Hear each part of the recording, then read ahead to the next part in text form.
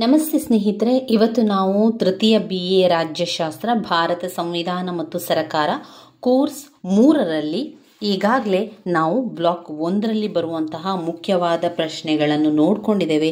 ಮುಖ್ಯವಾದ ಪ್ರಶ್ನೆಗಳ ವಿವರಣೆಯನ್ನು ಕೂಡ ತಿಳ್ಕೊಂಡಿದ್ದೇವೆ. ಇವತ್ತು ಬ್ಲಾಕ್ 2ರಲ್ಲಿ ಬರುವಂತಹ ಮುಖ್ಯವಾದ ಪ್ರಶ್ನೆಗಳನ್ನು ನೋಡ್ಕೊಳ್ಳುವ. ಯಾವುದಿದೆ ಬ್ಲಾಕ್ 2ರಲ್ಲಿ ಬರುವಂತಹ ಮುಖ್ಯವಾದ ಪ್ರಶ್ನೆಗಳು: ಒಂದು, ರಾಷ್ಟ್ರಪತಿ ಚುನಾವಣೆಯ ಪ್ರಕ್ರಿಯೆ ಪ್ರಬಂಧ ಬರೀಲಿಕ್ಕೆ 10 ಅಂಕಕ್ಕೆ. ಪ್ರಧಾನಮಂತ್ರಿ ಮಂತ್ರಿಮಂಡಲದ ಅಧಿಕಾರ ಮತ್ತು ಕಾರ್ಯಗಳನ್ನು ಕೇಳಿದ್ದಾರೆ. ಲೋಕಸಭೆಯ ರಚನೆ ಅಧಿಕಾರ ಕಾರ್ಯಗಳು, ಲೋಕಸಭಾಧ್ಯಕ್ಷರ ಕಾರ್ಯಗಳನ್ನು ಕೂಡ ಕೇಳಿದ್ದಾರೆ. ಆಮೇಲೆ ಸರ್ವೋಚ್ಚ ನ್ಯಾಯಾಲಯದ ರಚನೆ ಅಧಿಕಾರ ವ್ಯಾಪ್ತಿ, ಅದರ ಜೊತೆಗೆ ನ್ಯಾಯಿಕ ವಿಮರ್ಶೆಯನ್ನು ಕೂಡ 5 ಅಂಕಕ್ಕೆ ಕೇಳಿದ್ದಾರೆ. ಸಭಾಧ್ಯಕ್ಷರ ಸ್ಥಾನ ಪಾತ್ರ 10 ಅಂಕಕ್ಕೆ ಕೇಳಿರುವಂಥದ್ದು. ಬನ್ನಿ ಸ್ನೇಹಿತರೆ, ಇವತ್ತು ನಾವು ತೃತೀಯ BA ರಾಜ್ಯಶಾಸ್ತ್ರ ಬ್ಲಾಕ್ 2ರಲ್ಲಿ ಬರುವಂತಹ ಮುಖ್ಯವಾದ ಪ್ರಶ್ನೆಗಳ ಪಾಯಿಂಟ್ಸ್ಗಳನ್ನು ಕಲಿಯುವುದರ ಜೊತೆಗೆ ಆ ಪಾಯಿಂಟ್ಸ್ಗಳಲ್ಲಿ ಇರುವಂತಹ ವಿವರಣೆಗಳನ್ನು ಕೂಡ ಜೊತೆಯಾಗಿ ಕಲಿತಾ ಹೋಗುವ. ಮೊದಲಿಗೆ ಬರುವಂಥದ್ದು ರಾಷ್ಟ್ರಪತಿಯವರ ಅರ್ಹತೆ, ಚುನಾವಣಾ ಪದ್ಧತಿ ಮತ್ತು ಅವರ ಅಧಿಕಾರ ಕಾರ್ಯಗಳನ್ನು. ಮೊದಲಿಗೆ ಅವರ ಅರ್ಹತೆ. ಈಗ ಪ್ರಜೆ ಆಗಬೇಕು ಅಂತಾದರೆ ಮೊದಲಿಗೆ ಏನೆಲ್ಲ ಅರ್ಹತೆಗಳು ಬೇಕು ಎನ್ನುವಂಥದ್ದನ್ನು ತಿಳಿತಾ ಹೋಗುವ. ಎಲ್ಲವನ್ನು ಕೂಡ ನಾನು ಹೇಳ್ತಾ ಹೋಗ್ತೇನೆ. ಮೊದಲಿಗೆ ಅರ್ಹತೆ ಅಂತ ಬಂದಾಗ ಭಾರತದ ಪ್ರಜೆಯಾಗಿರಬೇಕು. ರಾಷ್ಟ್ರಪತಿ ಆಗಲಿಕ್ಕೆ, ರಾಷ್ಟ್ರಾಧ್ಯಕ್ಷರು ರಾಷ್ಟ್ರಪತಿ ಆಗಲಿಕ್ಕೆ ಮೊದಲನೇದಾಗಿ ಅದರ ಅರ್ಹತೆಯನ್ನು ನಾವು ನೋಡಿದರೆ ಭಾರತದ ಪ್ರಜೆಯಾಗಿರಬೇಕು, 35 ವರ್ಷಗಳಿಗಿಂತ ಮಿಗಿಲಾಗಿರಬೇಕು, 35 ವರ್ಷ ಹೆಚ್ಚಾಗಿರಬೇಕು, ಕೇಂದ್ರ ಅಥವಾ ರಾಜ್ಯ ಸರ್ಕಾರಗಳಲ್ಲಿ ಯಾವುದೇ ವಿಧದ ಲಾಭದಾಯಕ ಹುದ್ದೆಯನ್ನು ಹೊಂದಿರಬಾರದು, ಸಂಸತ್ತಿನ ಕೆಳಮನೆಗೆ ಸ್ಪರ್ಧಿಸಲು ನಿಗದಿಯಾಗಿರುವ ಅರ್ಹತೆಗಳನ್ನು ಹೊಂದಿರಬೇಕು, ಕೇಂದ್ರ ಸಂಸತ್ತಿನ ಅಥವಾ ಯಾವುದೇ ಶಾಸಕಾಂಗದ ಸದಸ್ಯನಾಗಿರಬಾರದು, ಕೇಂದ್ರ ಸಂಸತ್ತು ನಿಗದಿಗೊಳಿಸುವಂತೆ ಅರ್ಹತೆಗಳನ್ನು ಪೂರೈಸಬೇಕು. ಇಷ್ಟು ಅರ್ಹತೆಗಳನ್ನು ನಾವು ಬರೀಬೇಕು. ರಾಷ್ಟ್ರಪತಿಯವರ, ರಾಷ್ಟ್ರಾಧ್ಯಕ್ಷರ ಅರ್ಹತೆ ಮತ್ತು ಚುನಾವಣಾ ಪದ್ಧತಿ ಅಂತ 10 ಅಂಕಕ್ಕೆ ಕೇಳಿದಾಗ ಮೊದಲಿಗೆ ನಾವು ಅವರ ಅರ್ಹತೆಯನ್ನು ಬರ್ಕೊಳ್ಳಿ. ಅದಾದ ನಂತರ ಚುನಾವಣೆಯ ಪದ್ಧತಿಯ ಬಗ್ಗೆ ಬರೀಬೇಕು. ಯಾವ ರೀತಿ ಚುನಾವಣೆಯನ್ನು ಮಾಡ್ತಾರೆ ರಾಷ್ಟ್ರಾಧ್ಯಕ್ಷರ ಬಗ್ಗೆ ಅಂತ ಮೊದಲಿಗೆ ಕೆಲವೊಂದನ್ನೆಲ್ಲ ಅರ್ಥ ಮಾಡಿಕೊಂಡು ನೀವು ಕೇಳಬೇಕು. ಅರ್ಥ ಮಾಡಿಕೊಂಡು ಕೇಳಿದ ನಂತರ ನಿಮಗೆ ಅದನ್ನು ನಿಮ್ಮ ರೀತಿಯಲ್ಲಿ, ನಿಮ್ಮದೇ ಒಂದು ಸ್ಟೈಲಿನಲ್ಲಿ ಅದನ್ನು ವಿವರಿಸ್ತಾ ಹೋದ್ರಾಯಿತು. ರಾಷ್ಟ್ರಾಧ್ಯಕ್ಷರ ಸ್ಥಾನಕ್ಕೆ ಸ್ಪರ್ಧಿಸಲು ಸಂವಿಧಾನಾತ್ಮಕವಾಗಿ ಕೆಲವು ಅವಶ್ಯಕ ಅರ್ಹತೆಗಳನ್ನು ನಿಗದಿ ಮಾಡಿದ್ದು, ಈ ಅರ್ಹತೆಗಳನ್ನು ಹೊಂದಿರುವಂತಹ ವ್ಯಕ್ತಿ ಸ್ಪರ್ಧಿಸಲು ಅರ್ಹನಾಗಿರುತ್ತಾನೆ. ಇಂತಹ ವ್ಯಕ್ತಿ ನಿಗದಿತ ಅರ್ಜಿಯನ್ನು ಪಡೆದು ಈ ಅರ್ಜಿಯು ರಾಷ್ಟ್ರಾಧ್ಯಕ್ಷರ ಚುನಾವಣೆಯಲ್ಲಿ ಮತದಾನದ ಹಕ್ಕು ಪಡೆದಿರುವ 50 ಜನ ಮತದಾರರಿಂದ ಸೂಚಿಸಲ್ಪಡಬೇಕು ಹಾಗೂ 50 ಜನ ಮತದಾರರಿಂದ ಅನುಮೋದಿಸಲ್ಪಡಬೇಕು. ಇದರ ಜೊತೆಯಲ್ಲಿ ಸ್ಪರ್ಧಿಸುವ ವ್ಯಕ್ತಿ ಲಿಖಿತ ಒಪ್ಪಿಗೆ ಪತ್ರವನ್ನು ನೀಡಬೇಕು. ಏನು ಕೊಡಬೇಕು? ಲಿಖಿತ ಒಪ್ಪಿಗೆ ಪತ್ರವನ್ನು ಸ್ಪರ್ಧಿ ಕೊಡಬೇಕು. 50 ಜನ ಮತದಾನರಿಂದ ಅನುಮೋದಿಸಲ್ಪಡಬೇಕು. ಸಂವಿಧಾನದ 54 ಮತ್ತು 55ನೆಯ ವಿಧಿಗಳು ಈ ಚುನಾವಣೆಗೆ ಸಂಬಂಧಿಸಿದಂತೆ ಅಂಶಗಳನ್ನು ತಿಳಿಸುತ್ತದೆ. ಅವುಗಳಲ್ಲಿ ಚುನಾಯಿತ ಸಮುದಾಯ ರಚನೆ ಮತ್ತು ಚುನಾವಣಾ ವಿಧಾನವನ್ನು ವಿವರಿಸಲಾಗಿದೆ. ಚುನಾಯಿತ ಸಮುದಾಯವು ಎಲ್ಲ ರಾಜ್ಯ ಮತ್ತು ಕೇಂದ್ರಾಡಳಿತ ಪ್ರದೇಶಗಳ ಚುನಾಯಿತ ವಿಧಾನಸಭಾ ಸದಸ್ಯರು ಹಾಗೂ ಎಲ್ಲ ಚುನಾಯಿತ ಸಂಸತ್ತಿನ ಉಭಯ ಸದನಗಳ ಸದಸ್ಯರನ್ನು ಕೂಡ ಒಳಗೊಂಡಿದೆ.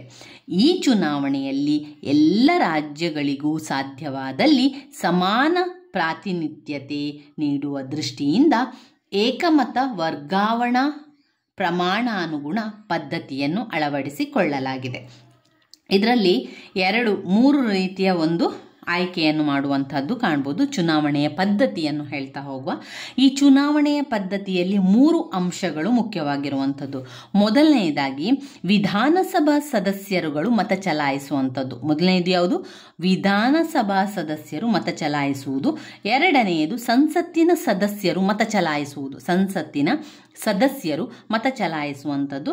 ಹಾಗೂ ಮೂರನೆಯದಾಗಿ ನಿಗದಿತ ಕೋಟವನ್ನು ನಿಗದಿಗೊಳಿಸುವುದು.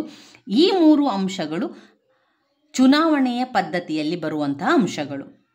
ಮೊದಲನೆಯ ಅಂಶಗಳಲ್ಲಿ ನಾವು ನೋಡಿದರೆ ಒಬ್ಬ ಸದಸ್ಯನ ಮತದ ಮೌಲ್ಯಗಳನ್ನು ಕಂಡುಹಿಡಿಯಬೇಕು. ರಾಜ್ಯದ ಒಬ್ಬ ವಿಧಾನಸಭಾ ಸದಸ್ಯ ಚುನಾಯಿಸಿದ ಮತದ ಮೌಲ್ಯಗಳನ್ನು ನಾವು ನೋಡುವಂಥದ್ದು. ಅಂದರೆ ಅದನ್ನು ವಿವರಣೆಯಾಗಿ ನೋಡ್ತಾ ಇದ್ರೆ ವಿಧಾನಸಭಾ ಸದಸ್ಯರು ಮತವನ್ನು ಚಲಾಯಿಸುವಂಥದ್ದು. ರಾಜ್ಯಗಳ ಹಾಗೂ ಕೇಂದ್ರಾಡಳಿತ ಪ್ರದೇಶಗಳ ಚುನಾಯಿತ ವಿಧಾನಸಭಾ ಸದಸ್ಯರುಗಳ ಮತ ಚಲಾವಣೆಯಲ್ಲಿ ಒಂದು ಸೂತ್ರವನ್ನು ಅನುಸರಿಸಿ ಒಬ್ಬ ಸದಸ್ಯನ ಮತದ ಮೌಲ್ಯವನ್ನು ಕಂಡುಹಿಡಿಯಲಾಗುತ್ತದೆ. ಅದರ ಆಧಾರದ ಮೇಲೆ ಮತಗಳನ್ನು ಪರಿಗಣಿಸಲಾಗುವುದು. ಇದರಲ್ಲಿ ಅನುಸರಿಸುವ ಸೂತ್ರ ಅಂತ ಹೇಳಿದರೆ, ಒಂದು, ರಾಜ್ಯದ ಒಟ್ಟು ಜನಸಂಖ್ಯೆಯನ್ನು ಆ ರಾಜ್ಯದ ಚುನಾಯಿತ ವಿಧಾನಸಭಾ ಸದಸ್ಯರ ಸಂಖ್ಯೆಯಿಂದ ಭಾಗಿಸಬೇಕು. ಹೀಗೆ ಭಾಗಿಸಿದಾಗ ಬರುವ ಭಾಗಲಬ್ಧವನ್ನು ಮತ್ತೆ 1,000ದಿಂದ ಭಾಗಿಸಿದಾಗ ಬರುವಂತಹ ಭಾಗಲಬ್ಧವೇ ಆ ರಾಜ್ಯದ ಒಬ್ಬ ವಿಧಾನಸಭಾ ಸದಸ್ಯ ಚುನಾಯಿಸಿದ ಮತದ ಮೌಲ್ಯ ಆಗಿರ್ತದೆ. ಅದಕ್ಕೆ ಒಂದು ಸೂತ್ರ ಅಂತ ಹೇಳಿದರೆ, ಒಬ್ಬ ವಿಧಾನಸಭಾ ಸದಸ್ಯನ ಮತದ ಮೌಲ್ಯ ಅಂದರೆ ರಾಜ್ಯದ ಒಟ್ಟು ಜನಸಂಖ್ಯೆ ಭಾಗಿಸು ಚುನಾಯಿತ ವಿಧಾನಸಭಾ ಸದಸ್ಯರು ಭಾಗಲಬ್ಧವಾಗಿ 1000.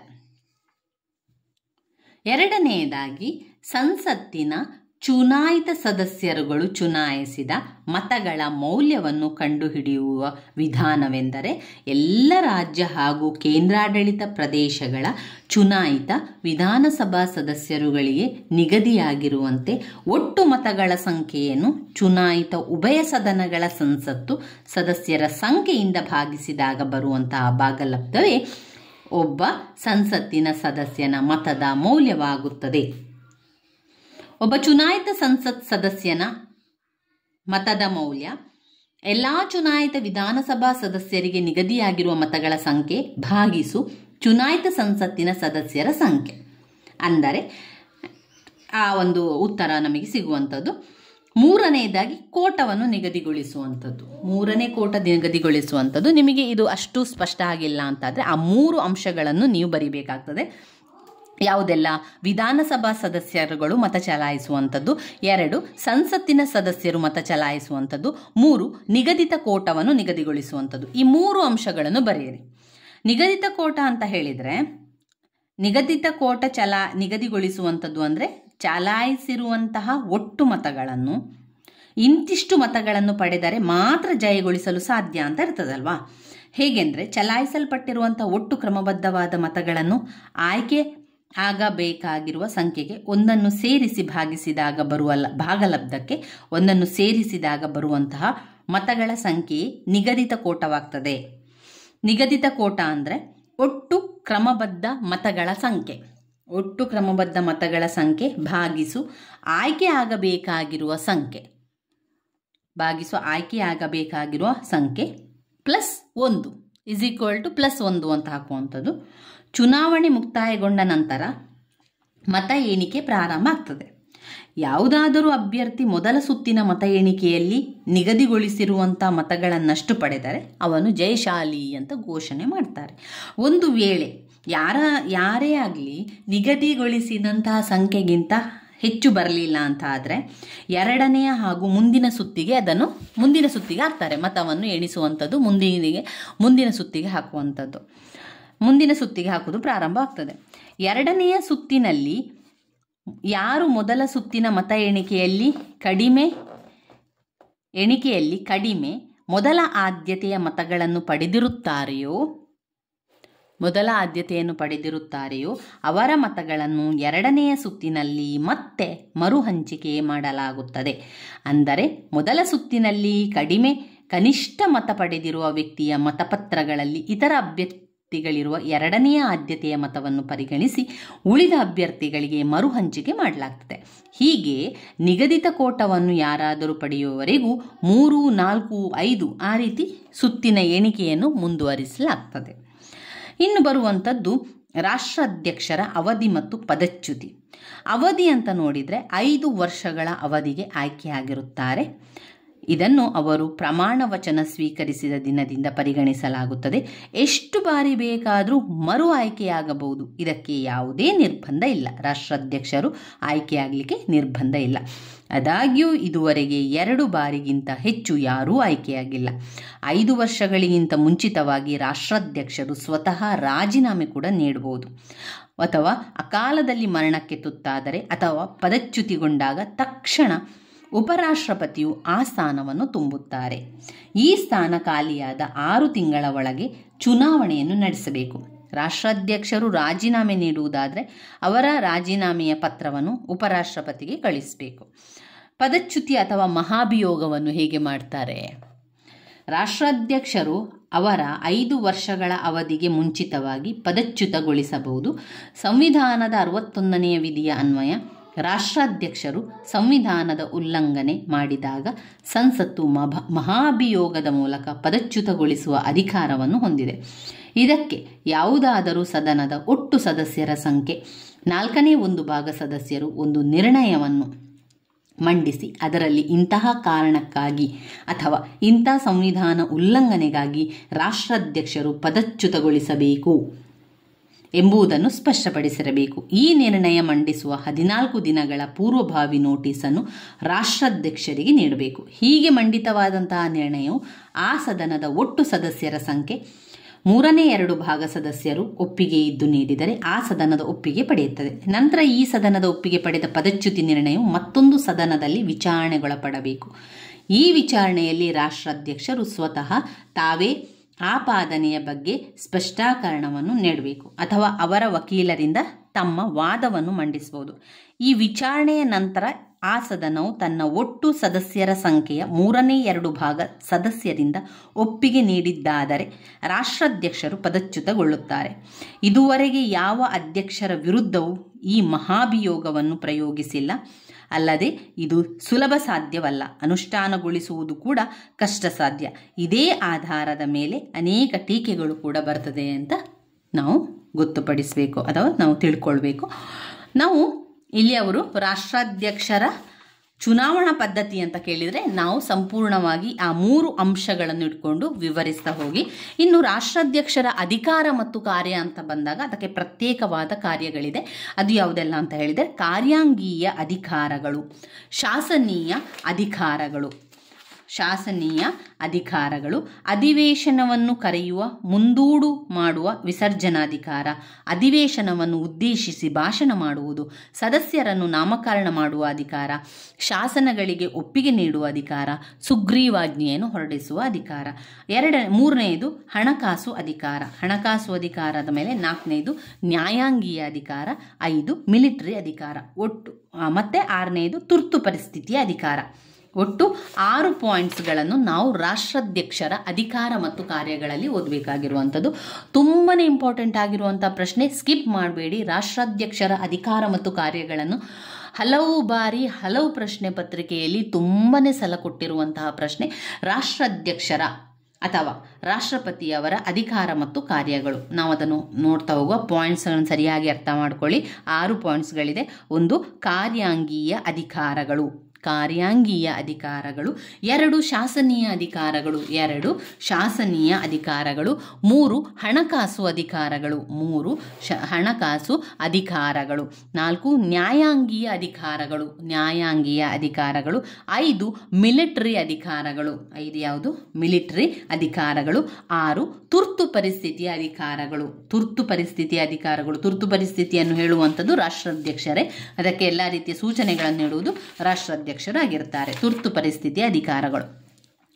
ಮೊದಲಿನಿಂದ ಪಾಯಿಂಟ್ಸಿನ ವಿವರಣೆಯನ್ನು ತಿಳ್ಕೊಳ್ಳೋಣ. ರಾಷ್ಟ್ರಾಧ್ಯಕ್ಷರ ಅಧಿಕಾರ ಮತ್ತು ಕಾರ್ಯಗಳು. ರಾಷ್ಟ್ರಾಧ್ಯಕ್ಷರು ಅನೇಕ ಅಧಿಕಾರಗಳನ್ನು ಹೊಂದಿದ್ದು ಅವುಗಳನ್ನು ಕಾರ್ಯಾಂಗೀಯ, ಶಾಸನೀಯ, ಹಣಕಾಸು, ಮಿಲಿಟರಿ, ನ್ಯಾಯಾಂಗೀಯ, ತುರ್ತು ಪರಿಸ್ಥಿತಿಯ ಅಧಿಕಾರಗಳು ಎಂದು ವಿಭಾಗಿಸಬಹುದು. ಇವುಗಳಲ್ಲಿ ತುರ್ತು ಪರಿಸ್ಥಿತಿಯ ಅಧಿಕಾರಗಳನ್ನು ಬಿಟ್ಟು ಉಳಿದವುಗಳನ್ನು ಸಾಮಾನ್ಯ ಅಧಿಕಾರಗಳಿಂತಲೂ ತುರ್ತು ಪರಿಸ್ಥಿತಿಯ ಅಧಿಕಾರಗಳನ್ನು ಅಸಾಮಾನ್ಯ ಅಧಿಕಾರ ಎಂದು ಕರೆಯಲಾಗುತ್ತದೆ.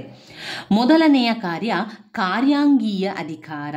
ಕಾರ್ಯಾಂಗೀಯ ಅಧಿಕಾರಗಳು ಸಂವಿಧಾನಾತ್ಮಕವಾಗಿ ರಾಷ್ಟ್ರದ ಕಾರ್ಯಾಂಗೀಯ ಅಧಿಕಾರಗಳೆಲ್ಲವೂ ರಾಷ್ಟ್ರಾಧ್ಯಕ್ಷರಲ್ಲಿದ್ದು ಇವುಗಳನ್ನು ನಾವು ನೇರವಾಗಿ ಅಥವಾ ಅವರ ಅಧೀನ ಅಧಿಕಾರಿಗಳ ಮೂಲಕ ನಿರ್ವಹಿಸುತ್ತಾರೆ. ಸಾಮಾನ್ಯವಾಗಿ ಅಧೀನ ಅಧಿಕಾರಿಗಳೆಂದರೆ ಮಂತ್ರಿಮಂಡಲ. ಅಧ್ಯಕ್ಷರು ರಾಷ್ಟ್ರದ ಪ್ರಮುಖ ಹುದ್ದೆಗಳಿಗೆ ನೇಮಕ ಮಾಡುವ ಅಧಿಕಾರವನ್ನು ಹೊಂದಿದ್ದಾರೆ. ಪ್ರಧಾನಿ, ಇತರ ಸಚಿವರು, attorney general, auditor general, supreme court ಮತ್ತು ಹೈಕೋರ್ಟ್, ನ್ಯಾಯಾಧೀಶರು, ರಾಜ್ಯಗಳ ರಾಜ್ಯಪಾಲರು, ರಾಯಭಾರಿಗಳು ಮತ್ತು ಹೈ ಕಮಿಷನರ್ಗಳು, ಆಯೋಗಗಳ ಅಧ್ಯಕ್ಷರು ಮತ್ತು ಸದಸ್ಯರುಗಳು ಹಾಗೂ ಇನ್ನಿತರ ಅನೇಕ ಹುದ್ದೆಗಳಿಗೆ ನೇಮಕವನ್ನು ಮಾಡುತ್ತಾರೆ. ಆದರೆ ವಾಸ್ತವವಾಗಿ ನೇರವಾಗಿ ಈ ಅಧಿಕಾರಗಳನ್ನು ಚಲಾಯಿಸುವುದಿಲ್ಲ.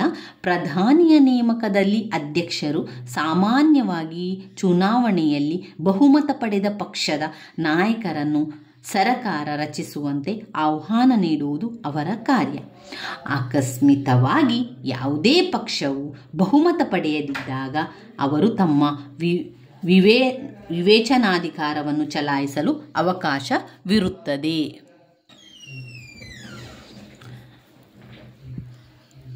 ಇಲ್ಲಿ ಉದಾಹರಣೆ ಅಂತ ನೋಡಿದರೆ ಚರಣ್ ಸಿಂಗ್ ಅವರ ನೇಮಕ. ಉಳಿದಂತೆ ಮಂತ್ರಿಮಂಡಲದ ಸದಸ್ಯರನ್ನು ಪ್ರಧಾನಿಯವರು ಆಯ್ಕೆ ಮಾಡಿದ ನಂತರ ಪ್ರಮಾಣ ವಚನ ಬೋಧನೆ ಮಾಡುವುದು ಅವರ ಕಾರ್ಯವಾಗಿರ್ತದೆ. ಇನ್ನುಳಿದಂತೆ ಎಲ್ಲ ನೇಮಕಗಳಲ್ಲಿ ಪ್ರಧಾನಿ ಅಥವಾ ಕ್ಯಾಬಿನೆಟ್ ಶಿಫಾರಸಿನಂತೆ ನೇಮಕ ಮಾಡ್ತಾರೆ. ಎರಡನೇ ಪಾಯಿಂಟ್, ಶಾಸನೀಯ ಅಧಿಕಾರಗಳು. ಶಾಸನೀಯ ಅಧಿಕಾರಗಳು ರಾಷ್ಟ್ರಾಧ್ಯಕ್ಷರು ಸಂಸತ್ತಿನ ಯಾವ ಸದನದ ಸದಸ್ಯರಲ್ಲದಿದ್ದರೂ ಅದರ ಭಾಗವಾಗಿದ್ದಾರೆ. ಇದರಿಂದಾಗಿ ಅವರು ಅನೇಕ ಶಾಸನೀಯ ಅಧಿಕಾರಗಳನ್ನು ಹೊಂದಿರುತ್ತಾರೆ. ಅವು ಅಂದರೆ ಯಾವುದೆಲ್ಲ ಶಾಸನೀಯ ಅಧಿಕಾರಗಳು, ಅದರಲ್ಲಿ ಪಾಯಿಂಟ್ಸ್ಗಳಿದೆ, ಸಬ್ ಪಾಯಿಂಟ್ಸ್ಗಳು ಒಟ್ಟು 5 ಇದೆ. 1, ಅಧಿವೇಶನವನ್ನು ಕರೆಯುವ, ಮುಂದೂಡುವ ಮತ್ತು ವಿಸರ್ಜನೆ ಮಾಡುವಂತಹ ಅಧಿಕಾರ. 2, ಅಧಿವೇಶನವನ್ನು ಉದ್ದೇಶಿಸಿ ಭಾಷಣ ಮಾಡುವಂಥದ್ದು. 3, ಸದಸ್ಯರನ್ನು ನಾಮಕರಣ ಮಾಡುವ ಅಧಿಕಾರ. 4, ಶಾಸನಗಳಿಗೆ ಒಪ್ಪಿಗೆ ನೀಡುವ ಅಧಿಕಾರ. 5, ಸುಗ್ರೀವಾಜ್ಞೆಯನ್ನು ಹೊರಡಿಸುವುದು. 1, ಅಧಿವೇಶನ ಕರೆಯುವ, ಮುಂದೂಡುವ ಮತ್ತು ವಿಸರ್ಜನಾಧಿಕಾರಿ.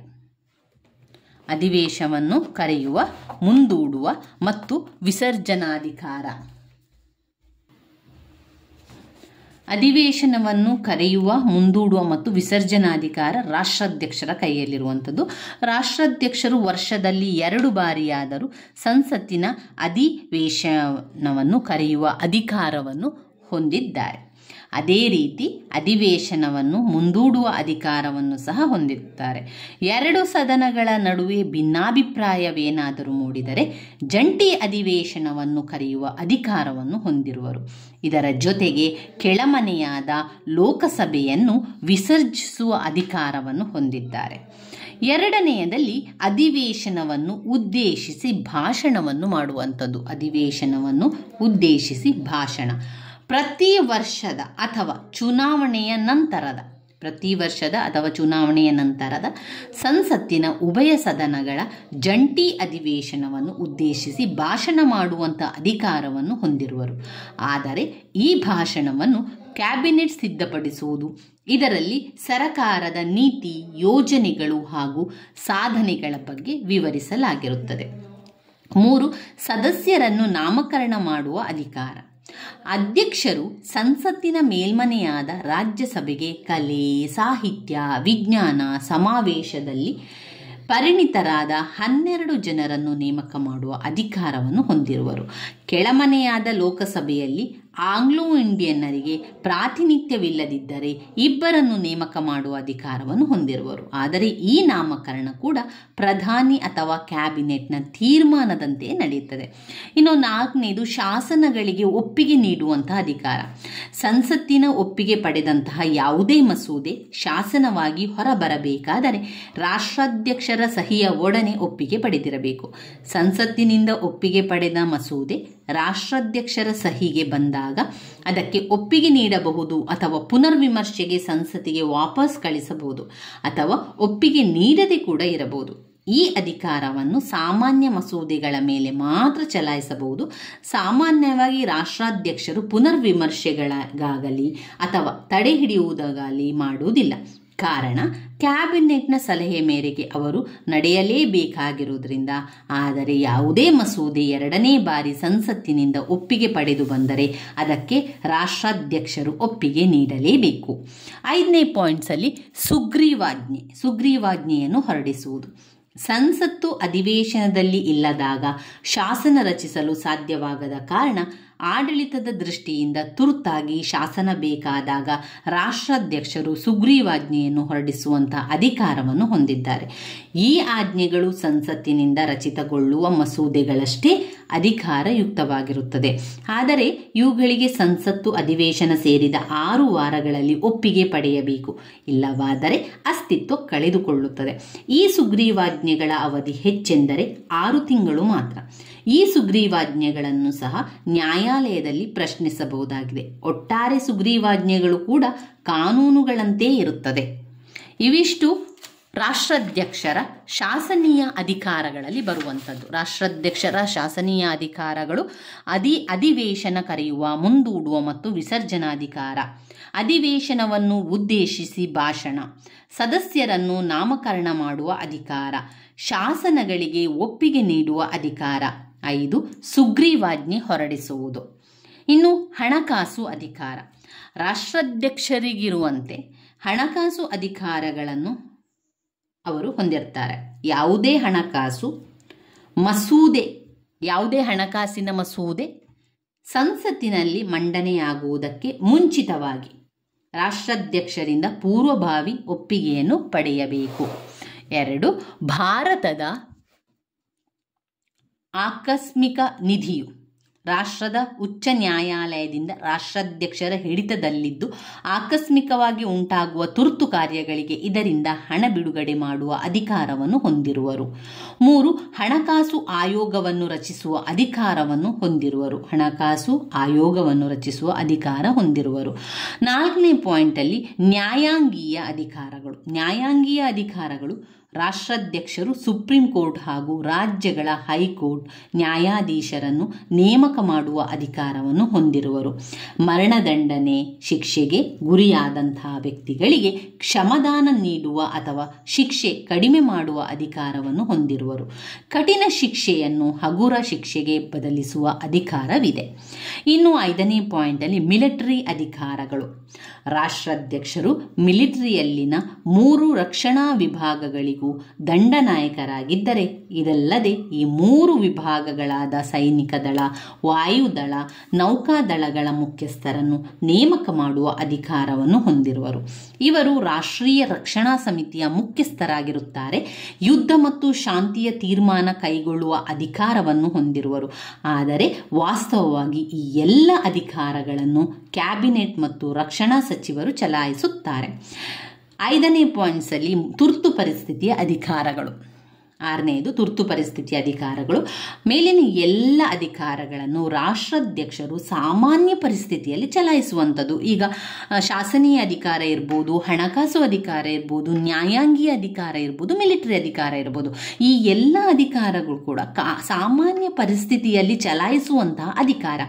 ಆದರೆ ವಿಶೇಷವಾಗಿ ವಿಶೇಷ ಸಂದರ್ಭದಲ್ಲಿ ಚಲಾಯಿಸುವಂಥ ಅಧಿಕಾರ ಅಂತ ಹೇಳಿದರೆ ಅದು ತುರ್ತು ಪರಿಸ್ಥಿತಿಯ ಅಧಿಕಾರ.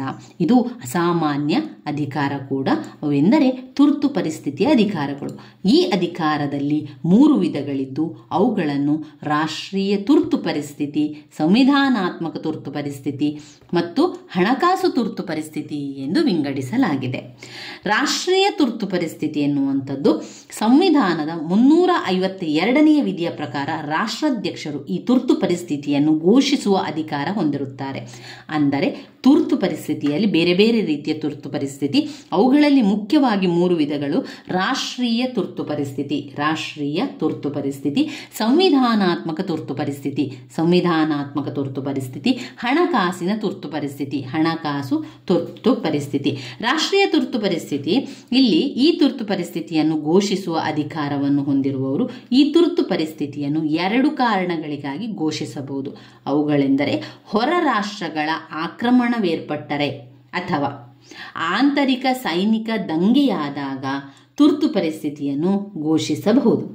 ಈ ಮೇಲಿನ 2 ಕಾರಣಗಳಿಗಾಗಿ ರಾಷ್ಟ್ರಾಧ್ಯಕ್ಷರು ಕ್ಯಾಬಿನೆಟ್ನ ಲಿಖಿತ ಒಪ್ಪಿಗೆಯೊಡನೆ ಘೋಷಿಸಬಹುದು. ಆದರೆ ಘೋಷಿಸಿದ 30 ದಿನಗಳೊಳಗೆ ಸಂಸತ್ತಿನಲ್ಲಿ ವಿಶೇಷ ಬಹುಮತದೊಡನೆ ಒಪ್ಪಿಗೆ ಪಡೆಯಬೇಕು. ಹೀಗೆ ಒಪ್ಪಿಗೆ ಪಡೆದ ನಂತರ 6 ತಿಂಗಳು ಮುಂದುವರಿಯಬಹುದು. ನಂತರದಲ್ಲಿ ಮತ್ತೆ ಮುಂದುವರಿಸಬೇಕಾದಲ್ಲಿ ಮತ್ತೆ ಸಂಸತ್ತಿನಲ್ಲಿ ವಿಶೇಷ ಬಹುಮತದೊಡನೆ ಒಪ್ಪಿಗೆ ಪಡೆಯಬೇಕು. ಹೀಗೆ 6 ತಿಂಗಳಿಗೊಮ್ಮೆ ಒಪ್ಪಿಗೆ ಪಡೆದು ಮುಂದುವರಿಸಲು ಅವಕಾಶವಿದೆ.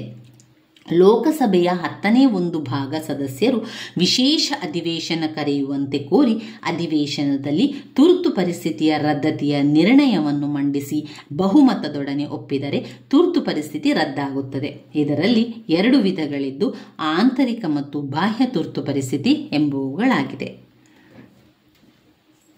ರಾಷ್ಟ್ರೀಯ ತುರ್ತು ಪರಿಸ್ಥಿತಿಯ ಪರಿಣಾಮಗಳೇನು? ಕೇಂದ್ರ ಕಾರ್ಯಾಂಗವು ರಾಜ್ಯಗಳಿಗೆ ನಿರ್ದೇಶನ ನೀಡುವ ಅಧಿಕಾರವನ್ನು ಪಡೆಯುವಂಥದ್ದು. ರಾಷ್ಟ್ರಾಧ್ಯಕ್ಷರು ನಾಗರಿಕರ ಮೂಲಭೂತ ಹಕ್ಕುಗಳನ್ನು ತಾತ್ಕಾಲಿಕವಾಗಿ ರದ್ದು ಮಾಡಬಹುದು. 3. ಸಂಸತ್ತು ರಾಜ್ಯ ಪಟ್ಟಿಯಲ್ಲಿರುವ ಅಂಶಗಳ ಮೇಲೂ ಶಾಸನ ಮಾಡುವ ಅಧಿಕಾರವಿರುತ್ತದೆ.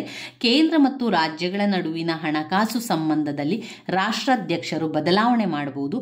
ಲೋಕಸಭೆಯ ಅವಧಿ ಮುಗಿದಿದ್ದರೆ ಅವಧಿಯನ್ನು 1 ವರ್ಷಕ್ಕೆ ಹೆಚ್ಚಿಸಿಕೊಳ್ಳುವ ಅಧಿಕಾರವಿರುತ್ತದೆ. ಭಾರತದ ಸಂಯುಕ್ತ ವ್ಯವಸ್ಥೆ ವಾಸ್ತವವಾಗಿ ಏಕಾತ್ಮಕ ವ್ಯವಸ್ಥೆಯಂತಾಗುತ್ತದೆ. ಇದು ರಾಷ್ಟ್ರೀಯ ತುರ್ತು ಪರಿಸ್ಥಿತಿಯಲ್ಲಿ ಬರುವಂಥದ್ದು. ಇನ್ನು ಸಂವಿಧಾನಾತ್ಮಕ ತುರ್ತು ಪರಿಸ್ಥಿತಿಯನ್ನು ನಾವು ನೋಡಿದರೆ, ಸಂವಿಧಾನದ 356ನೇ ವಿಧಿಯ ಪ್ರಕಾರ ರಾಷ್ಟ್ರಾಧ್ಯಕ್ಷರು ಯಾವುದೇ ರಾಜ್ಯಕ್ಕಾದರೂ ಈ ತುರ್ತು ಪರಿಸ್ಥಿತಿಯನ್ನು ಘೋಷಿಸಬಹುದು. ಯಾವ ಸಂದರ್ಭದಲ್ಲೆಂದರೆ ರಾಜ್ಯಪಾಲರ ವರದಿಯನ್ನು ಆಧರಿಸಿಕೊಂಡು ಅಥವಾ ಅವರೇ ಸ್ವತಃ ಆ ರಾಜ್ಯದಲ್ಲಿರುವ ಸರ್ಕಾರ ಸಂವಿಧಾನಾತ್ಮಕವಾಗಿ ಕಾರ್ಯನಿರ್ವಹಿಸುತ್ತಿಲ್ಲ ಎಂಬುದನ್ನು ಮನಗಂಡಾಗಿ ಈ ರಾಜ್ಯದಲ್ಲಿ ತುರ್ತು ಪರಿಸ್ಥಿತಿಯನ್ನು ಘೋಷಿಸುವ ಅಧಿಕಾರವನ್ನು ಹೊಂದಿರುವವರು. ಹೀಗೆ ಘೋಷಿಸಿದಂತಹ ತುರ್ತು ಪರಿಸ್ಥಿತಿಯನ್ನು 30 ದಿನಗಳ ಒಳಗಾಗಿ ಸಂಸತ್ತಿನಲ್ಲಿ ಮಂಡಿಸಬೇಕು ಹಾಗೂ 2 ಸದನಗಳಿಂದ ಒಪ್ಪಿಗೆ ಪಡೆದ ನಂತರ 6 ತಿಂಗಳವರೆಗೆ ಮುಂದುವರಿಯುತ್ತದೆ. ಮತ್ತೆ ಮುಂದುವರಿಯಬೇಕೆಂದರೆ 6 ತಿಂಗಳು ಮುಗಿಯುವುದರೊಳಗೆ ಮತ್ತೆ ಸಂಸತ್ತಿನ ಒಪ್ಪಿಗೆ ಪಡೆಯಬೇಕು. ಹೀಗೆ ಒಪ್ಪಿಗೆ ಪಡೆದ 1 ವರ್ಷ ಮಾತ್ರ ರಾಜ್ಯ ತುರ್ತು ಪರಿಸ್ಥಿತಿಯನ್ನು ಮುಂದುವರಿಸಬಹುದು. ಅಷ್ಟರಲ್ಲಿ ಆ ರಾಜ್ಯದಲ್ಲಿ ಚುನಾವಣೆಯನ್ನು ನಡೆಸಿ ಹೊಸ ಸರ್ಕಾರ ರಚನೆಗೆ ಅವಕಾಶ ನೀಡಬೇಕು. 1 ವರ್ಷಕ್ಕಿಂತ ಹೆಚ್ಚಿಗೆ ಒಂದು ರಾಜ್ಯದಲ್ಲಿ ತುರ್ತು ಪರಿಸ್ಥಿತಿಯನ್ನು 2 ಕಾರಣಗಳಿಗಾಗಿ ಮುಂದುವರಿಸಬಹುದು. ಅವೆಂದರೆ ಚುನಾವಣಾ ಆಯೋಗ ಆ ರಾಜ್ಯದಲ್ಲಿ ಚುನಾವಣೆ ನಡೆಸಲು ಸಾಧ್ಯವಿಲ್ಲವೆಂದಾಗ ಹಾಗೂ ರಾಷ್ಟ್ರೀಯ ತುರ್ತು ಪರಿಸ್ಥಿತಿ ಅಸ್ತಿತ್ವದಲ್ಲಿದ್ದರೆ ಮಾತ್ರ ಮುಂದುವರಿಸಬಹುದು. ಒಟ್ಟಾರೆ ಯಾವುದೇ ಕಾರಣದಿಂದಲೂ ಒಂದು ರಾಜ್ಯದಲ್ಲಿ 3 ವರ್ಷಗಳಿಗಿಂತ ಹೆಚ್ಚಿಗೆ ಮುಂದುವರಿಸುವಂತಿಲ್ಲ. ರಾಜ್ಯ ತುರ್ತು ಪರಿಸ್ಥಿತಿಯ ಪರಿಣಾಮಗಳೇನು? ತುರ್ತು ಪರಿಸ್ಥಿತಿಯ ಪರಿಣಾಮ ಯಾವಾಗ ಬರ್ತದೆ? ಸಂವಿಧಾನಾತ್ಮಕ ತುರ್ತು ಪರಿಸ್ಥಿತಿಯ ಪರಿಣಾಮ ಅಂತ ಹೇಳಿದರೆ, 1. ರಾಜ್ಯ ಕಾರ್ಯಾಂಗವನ್ನು ರದ್ದುಗೊಳಿಸುವುದು. ಇವೆಲ್ಲ ಕೂಡ ಮೇನ್ ಪಾಯಿಂಟ್ಸನ್ನು ಮಾತ್ರ ನೀವು ಪಾಯಿಂಟ್ಸ್ ಆಗಿ ಕಲ್ತ್ಕೊಳ್ಳಿ. ನಂತರ ಅದರ ಒಳಗಿರುವಂಥ ಪರಿಣಾಮಗಳನ್ನೆಲ್ಲ ಒಮ್ಮೆ ಅರ್ಥ ಮಾಡಿಕೊಂಡು ನಿಮಗೆ ಏನು ನೆನಪಿರ್ತದೆ ಅದನ್ನೆಲ್ಲ ಬರಿತಾ ಹೋಗುವಂಥದ್ದು. ಅದನ್ನು ಯಾವುದೇ ರೀತಿಯ ಬಾಯ್ಪಾಠ ಮಾಡಬೇಕು ಅಂತ ಇಲ್ಲ, ನಿಮಗೆ ಅರ್ಥ ಮಾಡಿಕೊಂಡ್ರೆ ಸಾಕು. ಯಾವುದೇ ವಿಚಾರವನ್ನು ಬರಿಬೋದು ಎನ್ನುವಂಥದ್ದು ನೆನಪಿದ್ರೆ ಆ ವಿಚಾರವನ್ನೆಲ್ಲ ಬರಿತಾ ಹೋಗಿ. ಮುಖ್ಯವಾಗಿ ನಾವು ಈಗ ತುರ್ತು ಪರಿಸ್ಥಿತಿ ಅಂತ ಬಂದಾಗ ರಾಷ್ಟ್ರೀಯ ತುರ್ತು ಪರಿಸ್ಥಿತಿ, ಸಂವಿಧಾನಾತ್ಮಕ ತುರ್ತು ಪರಿಸ್ಥಿತಿ, ಹಣಕಾಸು ತುರ್ತು ಪರಿಸ್ಥಿತಿ ಎನ್ನುವಂಥ 3 ಪಾಯಿಂಟ್ಸ್ಗಳನ್ನು ನೆನಪಲ್ಲಿ ಇಟ್ಕೊಳ್ಳಿ. ಇನ್ನು ಬರುವಂತಹ ಅದರ ಪರಿಣಾಮಗಳನ್ನೆಲ್ಲ ಅರ್ಥ ಮಾಡಿಕೊಂಡ್ರೆ ಸಾಕು. ಸಂವಿಧಾನಾತ್ಮಕ ತುರ್ತು ಪರಿಸ್ಥಿತಿಯ ಪರಿಣಾಮಗಳು: 1. ರಾಜ್ಯ ಕಾರ್ಯಾಂಗವನ್ನು ರದ್ದುಗೊಳಿಸಲಾಗುತ್ತದೆ. 2. ವಿಧಾನಸಭೆಯನ್ನು ವಿಸರ್ಜಿಸಬಹುದು ಅಥವಾ ಅಮಾನತ್ತಿನಲ್ಲಿಡಬಹುದು. ರಾಜ್ಯದ ಆಡಳಿತವು ರಾಷ್ಟ್ರಾಧ್ಯಕ್ಷರ ಹಿಡಿತಕ್ಕೊಳಪಡುತ್ತದೆ. ಅವಶ್ಯಕತೆ ಇದ್ದರೆ ರಾಜ್ಯದ ಪಟ್ಟಿಯ ಅಂಶಗಳ ಮೇಲೆ ರಾಷ್ಟ್ರಾಧ್ಯಕ್ಷರು ಸುಗ್ರೀವಾಜ್ಞೆಯನ್ನು ಹೊರಡಿಸಬಹುದು. ಸಂಸತ್ತು ರಾಜ್ಯ ಪಟ್ಟಿಯ ಅಂಶಗಳ ಮೇಲೆ ಶಾಸನಾಧಿಕಾರವನ್ನು ಪಡೆಯುತ್ತದೆ. ರಾಷ್ಟ್ರಾಧ್ಯಕ್ಷರು ಅವಶ್ಯವಿರುವ ಇತರ ಯಾವುದೇ ಆಡಳಿತಾತ್ಮಕ ಬದಲಾವಣೆ ಮತ್ತು ಸುಧಾರಣೆ ಕೂಡ ಮಾಡಬಹುದು. 7. ನ್ಯಾಯಾಂಗದ ಮೇಲೆ ಇದರ ಯಾವುದೇ ಸುಧಾರಣೆಯನ್ನು ಕೂಡ ಮಾಡಬಹುದು ಎನ್ನುವಂಥದ್ದು. ಎನ್ನುವಂಥದ್ದು. ಮೂರನೇ ತುರ್ತು ಪರಿಸ್ಥಿತಿಯನ್ನು ನಾವು ನೋಡಿದರೆ ಹಣಕಾಸಿನ ತುರ್ತು ಪರಿಸ್ಥಿತಿ. ಸಂವಿಧಾನದ 360ನೇ ವಿಧಿಯ ಅನ್ವಯ ರಾಷ್ಟ್ರದ ಆರ್ಥಿಕ ಮುಗ್ಗಟ್ಟು ಹೆಚ್ಚಿದಾಗ ಅಥವಾ ಸಾಲದ ಹೊರೆ ಜಾಸ್ತಿಯಾದಾಗ ರಾಷ್ಟ್ರಾಧ್ಯಕ್ಷರು ಈ ತುರ್ತು ಪರಿಸ್ಥಿತಿಯನ್ನು ಘೋಷಿಸಬಹುದು. ಹೀಗೆ ಘೋಷಿಸಿದಂತಹ ತುರ್ತು ಪರಿಸ್ಥಿತಿಯು ಸಹ ಸಂಸತ್ತಿನ ಒಪ್ಪಿಗೆಯನ್ನು ಪಡೆಯಬೇಕು. ಇದುವರೆಗೆ ಈ ತುರ್ತು ಪರಿಸ್ಥಿತಿಯನ್ನು ಘೋಷಿಸಿಲ್ಲ. ಹಣಕಾಸು ತುರ್ತು ಪರಿಸ್ಥಿತಿಯ ಪರಿಣಾಮ ಯಾವುದೆಲ್ಲ? ರಾಷ್ಟ್ರಾಧ್ಯಕ್ಷರು ರಾಜ್ಯಗಳಿಗೆ ಹಣಕಾಸು ವಿಚಾರದಲ್ಲಿ ನಿರ್ದೇಶನ ನೀಡಬಹುದು. ನ್ಯಾಯಾಧೀಶರನ್ನು ಒಳಗೊಂಡಂತೆ ಎಲ್ಲ ಸಾರ್ವಜನಿಕ ನೌಕರರ ಸಂಬಳವನ್ನು ಕಡಿತಗೊಳಿಸಬಹುದು. ರಾಜ್ಯಗಳು ತರುವ ಎಲ್ಲ ವಿಧವಾದ ಹಣಕಾಸು ಮಸೂದೆಗಳು ರಾಷ್ಟ್ರಾಧ್ಯಕ್ಷರ ಪರಿಗಣನೆಗೆ ಒಳಗಾಗಬೇಕು. ಹೀಗೆ ಹಣಕಾಸು ತುರ್ತು ಪರಿಸ್ಥಿತಿಯನ್ನು ಅಧ್ಯಕ್ಷರು ಘೋಷಿಸಬಹುದು ಎನ್ನುವಂಥದ್ದು. ಇವಿಷ್ಟು ರಾಷ್ಟ್ರಾಧ್ಯಕ್ಷರ ಅಧಿಕಾರ ಕಾರ್ಯಗಳಲ್ಲಿ ನಾವು ಓದ್ಕೊಳ್ಬೇಕಾಗಿರುವಂಥದ್ದು. ಮತ್ತೊಮ್ಮೆ ಪಾಯಿಂಟ್ಸ್ಗಳನ್ನೆಲ್ಲ ಹೇಳ್ತಾ ಹೋಗ್ತಾನೆ. ಒಂದು, ಕಾರ್ಯಾಂಗೀಯ ಅಧಿಕಾರಗಳು. ಎರಡು, ಶಾಸನೀಯ ಅಧಿಕಾರಗಳು. ಯಾವುದು? ಶಾಸನೀಯ ಅಧಿಕಾರಗಳು. ಶಾಸನೀಯ ಅಧಿಕಾರಗಳಲ್ಲಿ ಮತ್ತೆ 5 ಪಾಯಿಂಟ್ಸ್ಗಳನ್ನು ಹೇಳ್ತಾ ಹೋಗ್ತಾನೆ. ಅಧಿವೇಶನ ಕರೆಯುವುದು, ಮುಂದೂಡುವುದು, ವಿಸರ್ಜನಾಧಿಕಾರ. ಅಧಿವೇಶನ ಕರೆಯುವ, ಮುಂದೂಡುವ ಮತ್ತು ವಿಸರ್ಜನಾ ಅಧಿಕಾರ. 2, ಅಧಿವೇಶನವನ್ನು ಉದ್ದೇಶಿಸಿ ಭಾಷಣ. 3, ಸದಸ್ಯರನ್ನು ನಾಮಕರಣ ಮಾಡುವ ಅಧಿಕಾರ. 4, ಶಾಸನಗಳಿಗೆ ಒಪ್ಪಿಗೆ ನೀಡುವಂತಹ ಅಧಿಕಾರ. 5, ಸುಗ್ರೀವಾಜ್ಞೆಯನ್ನು ಹೊರಡಿಸುವುದು. ಇನ್ನು 3ನೇ ಪಾಯಿಂಟ್, ಹಣಕಾಸಿನ ಅಧಿಕಾರಗಳು. 4, ನ್ಯಾಯಾಂಗೀಯ ಅಧಿಕಾರಗಳು. 5, ಮಿಲಿಟರಿ ಅಧಿಕಾರಗಳು. 6, ತುರ್ತು ಪರಿಸ್ಥಿತಿಯ ಅಧಿಕಾರಗಳು. ವಿಶೇಷ ಅಧಿಕಾರಗಳಾಗಿರುವಂಥದ್ದು ತುರ್ತು ಪರಿಸ್ಥಿತಿಯ ಅಧಿಕಾರಗಳು. ತುರ್ತು ಪರಿಸ್ಥಿತಿಯ ಅಧಿಕಾರಗಳಲ್ಲಿ ರಾಷ್ಟ್ರೀಯ ತುರ್ತು ಪರಿಸ್ಥಿತಿ. 1, ರಾಷ್ಟ್ರೀಯ ತುರ್ತು ಪರಿಸ್ಥಿತಿ. 2, ಸಂವಿಧಾನಾತ್ಮಕ ತುರ್ತು ಪರಿಸ್ಥಿತಿ. 3, ಹಣಕಾಸು ತುರ್ತು ಪರಿಸ್ಥಿತಿ. ಇವಿಷ್ಟು ನಮ್ಮ ರಾಷ್ಟ್ರಾಧ್ಯಕ್ಷರ ಅಧಿಕಾರ ಮತ್ತು ಕಾರ್ಯಗಳಲ್ಲಿ ನೀವು ಬರಿಬೇಕಾಗಿರುವಂಥದ್ದು. 15 ಅಂಕಕ್ಕೆ ಕೇಳುವಂತಹ ತುಂಬನೇ ಮುಖ್ಯವಾಗಿರುವಂತಹ ಪ್ರಶ್ನೆ. ಇನ್ನು ಬರುವಂತಹ ಮುಖ್ಯವಾದ ಪ್ರಶ್ನೆ ಪ್ರಧಾನಮಂತ್ರಿಯ ಅಧಿಕಾರ ಮತ್ತು ಕಾರ್ಯಗಳ ಬಗ್ಗೆ.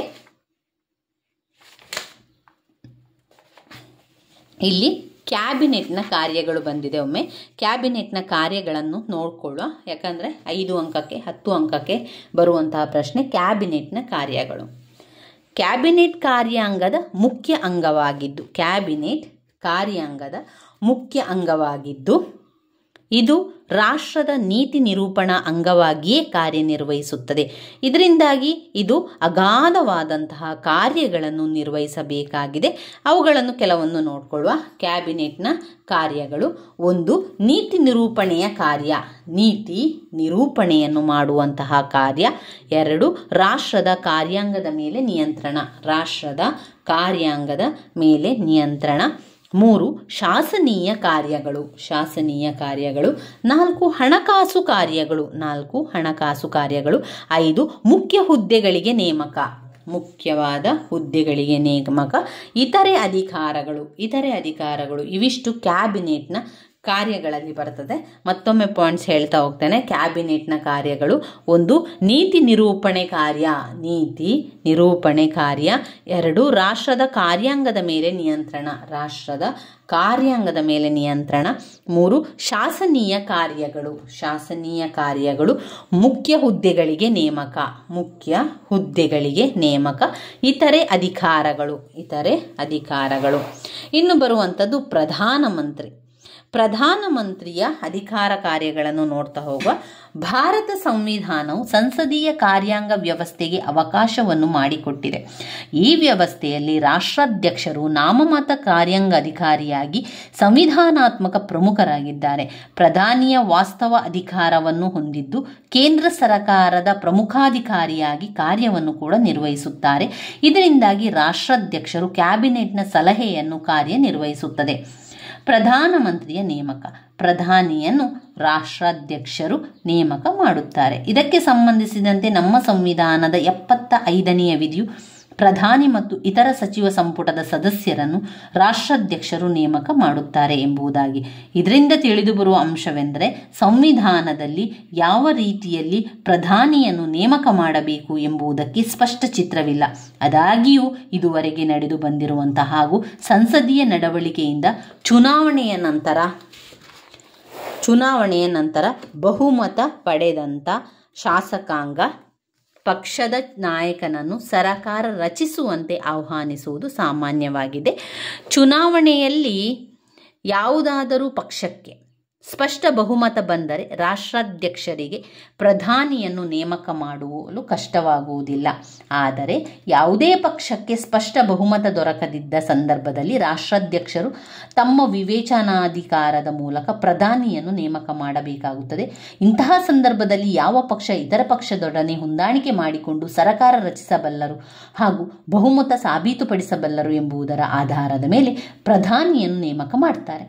ಉದಾಹರಣೆಗೆ 1979ರಲ್ಲಿ ಮೊರಾರ್ಜಿ ದೇಸಾಯಿ ಅವರ ನೇತೃತ್ವದ ಸರ್ಕಾರ ಬಹುಮತವನ್ನು ಕಳೆದುಕೊಂಡಾಗ ರಾಷ್ಟ್ರಾಧ್ಯಕ್ಷರು ವಿರೋಧ ಪಕ್ಷದ ನಾಯಕರಾಗಿದ್ದ Y.B. ಚವಾಣ್ ರವರನ್ನು ಸರ್ಕಾರ ರಚಿಸಲು ಆಹ್ವಾನಿಸಿದರು. ಆದರೆ ಅವರು ತಮ್ಮ ಅಸಹಾಯಕತೆಯನ್ನು ವ್ಯಕ್ತಪಡಿಸಿದ್ದರಿಂದ ನಂತರ ಚರಣ್ ಸಿಂಗ್ ಮತ್ತು ಜಗಜೀವನ್ ರಾವ್ ರವರಿಗೂ ಸರ್ಕಾರ ರಚಿಸುತ್ತೇವೆ, ಅವಕಾಶ ನೀಡಬೇಕೆಂದು ಪ್ರತ್ಯೇಕವಾದ ಬೇಡಿಕೆಯನ್ನು ಇಟ್ಟರು. ಆಗ ರಾಷ್ಟ್ರಾಧ್ಯಕ್ಷರು ಕಾಂಗ್ರೆಸ್ ಬೆಂಬಲಿತ ಚರಣ್ ಸಿಂಗ್ ರವರನ್ನು ಪ್ರಧಾನಿಯಾಗಿ ನೇಮಕ ಮಾಡಿದರು. ಇದರಿಂದ ರಾಷ್ಟ್ರಾಧ್ಯಕ್ಷರು ಯಾರು ಲೋಕಸಭೆಯಲ್ಲಿ ಬಹುಮತವನ್ನು ಸಾಬೀತುಪಡಿಸುತ್ತಾರೆ ಎಂಬುವ ವಿಶ್ವಾಸವನ್ನು ಆಧರಿಸಿಕೊಂಡು ನೇಮಕವನ್ನು ಮಾಡುತ್ತಾರೆ. ಇನ್ನು ಅವುಗಳಲ್ಲಿ ನಾವು ನೋಡಿದರೆ ಪ್ರಧಾನಿಯ ಕಾರ್ಯಗಳು, ಒಂದೊಂದೇ ಪ್ರಧಾನಿಯ ಕಾರ್ಯಗಳ ಬಗ್ಗೆ ತಿಳಿತಾ ಹೋಗುವ. ಸಂಸದೀಯ ಕಾರ್ಯಾಂಗ ವ್ಯವಸ್ಥೆಯಲ್ಲಿ ಪ್ರಧಾನಿಯು ಪ್ರಮುಖ ಪಾತ್ರವನ್ನು ನಿರ್ವಹಿಸುತ್ತಾರೆ. ರಾಷ್ಟ್ರದ ಆಡಳಿತಗಳೆಲ್ಲ ಅವರ ದಕ್ಷತೆಯನ್ನು ಅವಲಂಬಿಸಿಕೊಂಡಿದೆ. ಆದ್ದರಿಂದ ಇವರನ್ನು ಕ್ಯಾಬಿನೆಟ್ನ ಕೇಂದ್ರ ಬಿಂದು, ಗ್ರಹಗಳ ನಡುವೆ ಇರುವಂಥ ಸೂರ್ಯನಿದ್ದಂತೆ ಎಂಬುದಾಗಿ ವರ್ಣಿಸುತ್ತಾರೆ. ಸಂಸದೀಯ ಸರಕಾರಗಳನ್ನು ಇದರಿಂದಾಗಿಯೇ ಪ್ರಧಾನಿಯ ಸರಕಾರಿ ಪದ್ಧತಿ ಎಂಬುದಾಗಿ ಕರೆಯಲಾಗುತ್ತದೆ. ಇವರು ನಿರ್ವಹಿಸಿದಂತಹ ಕಾರ್ಯಗಳು ಅಗಾಧವಾಗಿದ್ದು ಅವುಗಳಲ್ಲಿ ಮುಖ್ಯವಾದವುಗಳು ಅಂದರೆ ಸಚಿವರುಗಳ ನೇಮಕ, 2 ಕ್ಯಾಬಿನೆಟ್ನ ಅಧ್ಯಕ್ಷ, 3 ಮೇಲ್ವಿಚಾರಣಾ ಕಾರ್ಯಗಳು, 4 ಖಾತೆಗಳ ಹಂಚಿಕೆ, 5 ಸರ್ಕಾರ ಮತ್ತು ರಾಷ್ಟ್ರಾಧ್ಯಕ್ಷರ ನಡುವಿನ ಕೊಂಡಿ, ಪಕ್ಷದ ನಾಯಕ, ಸಂಸತ್ತಿನ ನಾಯಕ, ಪಕ್ಷದ ನಾಯಕ ಹಾಗೆ ಸಂಸತ್ತಿನ ನಾಯಕ. ಪ್ರಧಾನಿಯ ಕಾರ್ಯಗಳಲ್ಲಿ 1 ಸಚಿವರ ನೇಮಕ, 2 ಕ್ಯಾಬಿನೆಟ್ನ ಅಧ್ಯಕ್ಷ, 3 ಮೇಲ್ವಿಚಾರಣಾ ಕಾರ್ಯಗಳು, 4 ಖಾತೆಗಳ ಹಂಚಿಕೆ, 5 ಸರ್ಕಾರ ಮತ್ತು ರಾಷ್ಟ್ರಾಧ್ಯಕ್ಷರ ನಡುವಿನ ಕೊಂಡಿ, 6 ಪಕ್ಷದ ನಾಯಕ, 7 ಸಂಸತ್ತಿನ ನಾಯಕ. 7 ಪಾಯಿಂಟ್ಸ್ಗಳು ಬರ್ತದೆ. ಅದನ್ನು ಪಾಯಿಂಟ್ಸ್ಗಳನ್ನು ವಿವರಣೆಯ ಜೊತೆಗೆ ತಿಳಿತಾ ಹೋಗುವ. ಮೊದಲನೆಯದಾಗಿ ಸಚಿವರುಗಳ ನೇಮಕ. ಪ್ರಧಾನಿಯಾದವರು ತಮ್ಮ ಸಚಿವ ಸಂಪುಟವನ್ನು ರಚಿಸಲು ಸರ್ವ ಸ್ವತಂತ್ರರು. ತಮಗೆ ವಿಶ್ವಾಸವಿರುವಂತಹ ಯಾರನ್ನಾದರೂ ಸಚಿವರನ್ನಾಗಿ ಆಯ್ಕೆ ಮಾಡಿಕೊಳ್ಳುವ ಅಧಿಕಾರವನ್ನು ಹೊಂದಿರುವರು. ಆದಾಗ್ಯೂ ಸಚಿವ ಸಂಪುಟ ರಚನೆ ಸುಲಭ ಸಾಧ್ಯವಾದುದಲ್ಲ. ಏಕೆಂದರೆ ಸಚಿವ ಸಂಪುಟದಲ್ಲಿ ಎಲ್ಲ ವರ್ಗಗಳು, ಧರ್ಮ, ಜಾತಿ, ಪಂಗಡ, ರಾಜ್ಯ ಹಾಗೂ ಇತರ ಹಿತಾಸಕ್ತಿ ಗುಂಪುಗಳು ಮೊದಲಾದವುಗಳು ಪ್ರಾತಿನಿಧ್ಯ ನೀಡಬೇಕಾಗಿದೆ. ಇದೆಲ್ಲಕ್ಕಿಂತಲೂ ಮಿಗಿಲಾಗಿ ಪಕ್ಷದಲ್ಲೇ ಇರುವಂತಹ ಭಿನ್ನಮತೀಯ ಗುಂಪು, ಪ್ರಭಾವಿ ವ್ಯಕ್ತಿಗಳು ಹಾಗೂ ಪಕ್ಷದ ಮುಖಂಡರುಗಳ ಅಭಿಪ್ರಾಯಕ್ಕೆ ಮನ್ನಣೆಯನ್ನು ಕೂಡ ನೀಡಬೇಕಾಗುತ್ತದೆ. ಆದ್ದರಿಂದ ಪ್ರಧಾನಿ ಸಚಿವ ಸಂಪುಟ ರಚನೆಯಲ್ಲಿ ಪರಮಾಧಿಕಾರವನ್ನು ಹೊಂದಿದ್ದರೂ ಸಹ ಅನೇಕ ಅಂಶಗಳನ್ನು ಪರಿಗಣಿಸಬೇಕಾಗುತ್ತದೆ. ಒಟ್ಟಾರೆ ಸಚಿವ ಸಂಪುಟದ ಸದಸ್ಯರ ನೇಮಕ, ಪುನರ್ರಚನೆ, ಖಾತೆಗಳ ಹಂಚಿಕೆ ಹಾಗೂ ವಜಾ ಮಾಡುವ ಸಂಪೂರ್ಣ ಅಧಿಕಾರವನ್ನು ಪ್ರಧಾನಿ ಹೊಂದಿದ್ದು ಅದನ್ನು ಯಾರೂ ಪ್ರಶ್ನಿಸುವಂತಿಲ್ಲ. ಇದು ಸಚಿವರುಗಳ ನೇಮಕ. 2. ಕ್ಯಾಬಿನೆಟ್ನ ಅಧ್ಯಕ್ಷ. ಪ್ರಧಾನಿಯ ಅಧ್ಯಕ್ಷತೆಯಲ್ಲಿ ಕ್ಯಾಬಿನೆಟ್ ಮೀಟಿಂಗ್ ನಡೆಯುವಂಥದ್ದು. ಕ್ಯಾಬಿನೆಟ್ನಲ್ಲಿ ತೆಗೆದುಕೊಳ್ಳುವ ಎಲ್ಲ ತೀರ್ಮಾನಗಳ ರೂವಾರಿ ಪ್ರಧಾನಿಯಾಗಿರುತ್ತಾನೆ. ಅವರು ತೆಗೆದುಕೊಂಡ ತೀರ್ಮಾನಗಳು ನೀತಿಯಾಗಿ ಹೊರಬರುತ್ತದೆ. ಇದಕ್ಕೆ ಕ್ಯಾಬಿನೆಟ್ನ ಸಂಪೂರ್ಣ ಬೆಂಬಲವಿರುತ್ತದೆ. 2 ಪಾಯಿಂಟ್ ಆಯಿತು. ಪ್ರಧಾನಿ ಅಧಿಕಾರ ಕಾರ್ಯಗಳಲ್ಲಿ 1 ಸಚಿವರುಗಳ ನೇಮಕ, 2 ಕ್ಯಾಬಿನೆಟ್ನ ಅಧ್ಯಕ್ಷ, 3 ಮೇಲ್ವಿಚಾರಣಾ ಕಾರ್ಯಗಳು.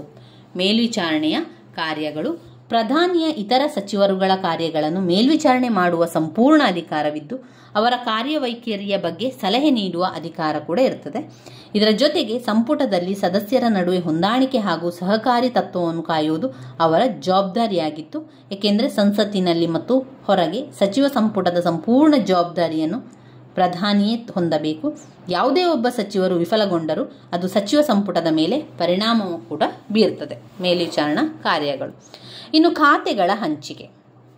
ಖಾತೆಗಳ ಹಂಚಿಕೆ. ಪ್ರಧಾನಿ ತನ್ನ ಸಚಿವ ಸಂಪುಟದ ಸದಸ್ಯರುಗಳಿಗೆ ಖಾತೆಗಳ ಹಂಚಿಕೆಯಲ್ಲಿ ಸರ್ವ ಸ್ವತಂತ್ರವಾಗಿದ್ದು ಯಾರಿಗೆ ಯಾವ ಖಾತೆಯನ್ನಾದರೂ ನೀಡಬಹುದು.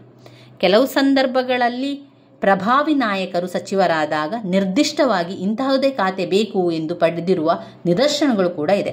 ಉದಾಹರಣೆಗೆ ನೆಹರು ಅವರ ಮಂತ್ರಿಮಂಡಲದಲ್ಲಿ ವಲ್ಲಭಭಾಯಿ ಪಟೇಲರವರು ಗೃಹ ಖಾತೆಯೇ ಬೇಕೆಂದು ಪಡೆದರು. ಹೀಗೆ ಅನೇಕ ಸಂದರ್ಭಗಳಲ್ಲಿ ಕೂಡ ನಡೆದಿದೆ. ಇನ್ನು 5ನೇದು ಸರಕಾರ ಮತ್ತು ರಾಷ್ಟ್ರಾಧ್ಯಕ್ಷರ ನಡುವಿನ ಕೊಂಡಿ. ಪ್ರಧಾನಿಯಾದರೂ ಸರಕಾರ ಅಂದರೆ ಕ್ಯಾಬಿನೆಟ್ ತೆಗೆದುಕೊಂಡಂತಹ ಎಲ್ಲ ತೀರ್ಮಾನಗಳು ಮತ್ತು ನೀತಿಗಳ ಬಗ್ಗೆ ರಾಷ್ಟ್ರಾಧ್ಯಕ್ಷರಿಗೆ ಮಾಹಿತಿ ನೀಡುವುದು ಅವರ ಕರ್ತವ್ಯವಾಗಿದೆ. ಇದಲ್ಲದೆ ರಾಷ್ಟ್ರದ ಆಡಳಿತದ ಬಗೆಗಿನ ಎಲ್ಲ ಮಾಹಿತಿಗಳನ್ನು ನೀಡುವುದು ಹಾಗೂ ಸಲಹೆಗಳನ್ನು ನೀಡುವ ಪ್ರಧಾನಿಯ ಮುಖ್ಯ ಕಾರ್ಯವಾಗಿದೆ. 6ನೇ ಪಾಯಿಂಟಲ್ಲಿ ಪಕ್ಷದ ನಾಯಕ. ಪ್ರಧಾನಿಯಾದವರು ಎಷ್ಟರ ಮಟ್ಟಿಗೆ ತನ್ನ ಕಾರ್ಯವನ್ನು ನಿರ್ವಹಿಸುತ್ತಾರೆ ಎಂಬುದು ಮುಖ್ಯ. ಏಕೆಂದರೆ ಪಕ್ಷವು ಚುನಾವಣೆಯಲ್ಲಿ ಪ್ರಧಾನಿಯವರ ನಾಯಕತ್ವವನ್ನು ಅವಲಂಬಿಸಿಕೊಂಡಿರುತ್ತದೆ. ಸೋಲು ಮತ್ತು ಗೆಲುವು ಅವನನ್ನು ಅವಲಂಬಿಸಿರುತ್ತದೆ. ಇನ್ನು 7ನೇ ಪಾಯಿಂಟಲ್ಲಿ ಸಂಸತ್ತಿನ ನಾಯಕ. ಬಹುಮತ ಪಡೆದ ಪಕ್ಷದ ನಾಯಕನಾಗಿರುವುದರಿಂದ ಸಂಸತ್ತಿನ ಕಾರ್ಯಕಲಾಪಗಳು ಸುಸೂತ್ರವಾಗಿ ನಡೆಯುವಂತೆ ಕಾರ್ಯನಿರ್ವಹಿಸುವುದು ಇವರ ಕರ್ತವ್ಯವಾಗಿದೆ. ಇವಿಷ್ಟು ನಮ್ಮ ಪ್ರಧಾನಿಯ ಅಧಿಕಾರ ಕಾರ್ಯಗಳು. 10 ಅಂಕಕ್ಕೆ ಪದೇ ಪದೇ ಕೇಳಿರುವಂತಹ ಪ್ರಶ್ನೆ. ಮತ್ತೊಮ್ಮೆ ಪಾಯಿಂಟ್ಸನ್ನು ಜೊತೆಯಾಗಿ ಹೇಳುವ, ನೀವು ಕೂಡ ಹೇಳಿ.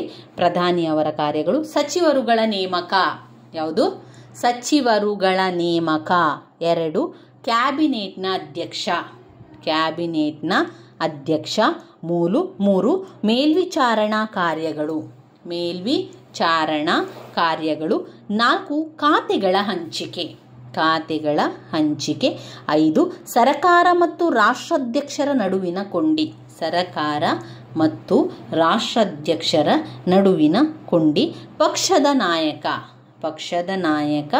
ಸಂಸತ್ತಿನ ನಾಯಕ. ಪಕ್ಷದ ನಾಯಕ ಆಮೇಲೆ ಸಂಸತ್ತಿನ ನಾಯಕ. ಇವಿಷ್ಟು ಪ್ರಧಾನಿಯ ಅಧಿಕಾರ ಕಾರ್ಯಗಳಲ್ಲಿ ಬರುವಂಥದ್ದು. ಇನ್ನು ನಾವು ನೋಡಬೇಕಾಗಿರುವಂಥದ್ದು ಲೋಕಸಭೆ. ಲೋಕಸಭೆಯ ರಚನೆ, ಲೋಕಸಭೆಯ ಅವಧಿ, ಲೋಕಸಭೆಯ ಕಾರ್ಯಗಳು ಮತ್ತು ಸ್ಥಾನಮಾನ, ಆಮೇಲೆ ಲೋಕಸಭಾಧ್ಯಕ್ಷರ ಬಗ್ಗೆ, ಸ್ಪೀಕರ್ ಬಗ್ಗೆ ಅಧಿಕಾರ ಮತ್ತು ಕಾರ್ಯಗಳನ್ನು ಕೂಡ ಕಾಣಬಹುದು. ಮೊದಲಿಗೆ ನಾವು ಲೋಕಸಭೆಯ ರಚನೆ, ಲೋಕಸಭೆಯ ಅವಧಿ, ಅರ್ಹತೆ, ಲೋಕಸಭೆಯ ಅಧಿಕಾರ ಕಾರ್ಯಗಳು, ಸ್ಥಾನಮಾನವನ್ನು ತಿಳಿತಾ ಹೋಗುವ.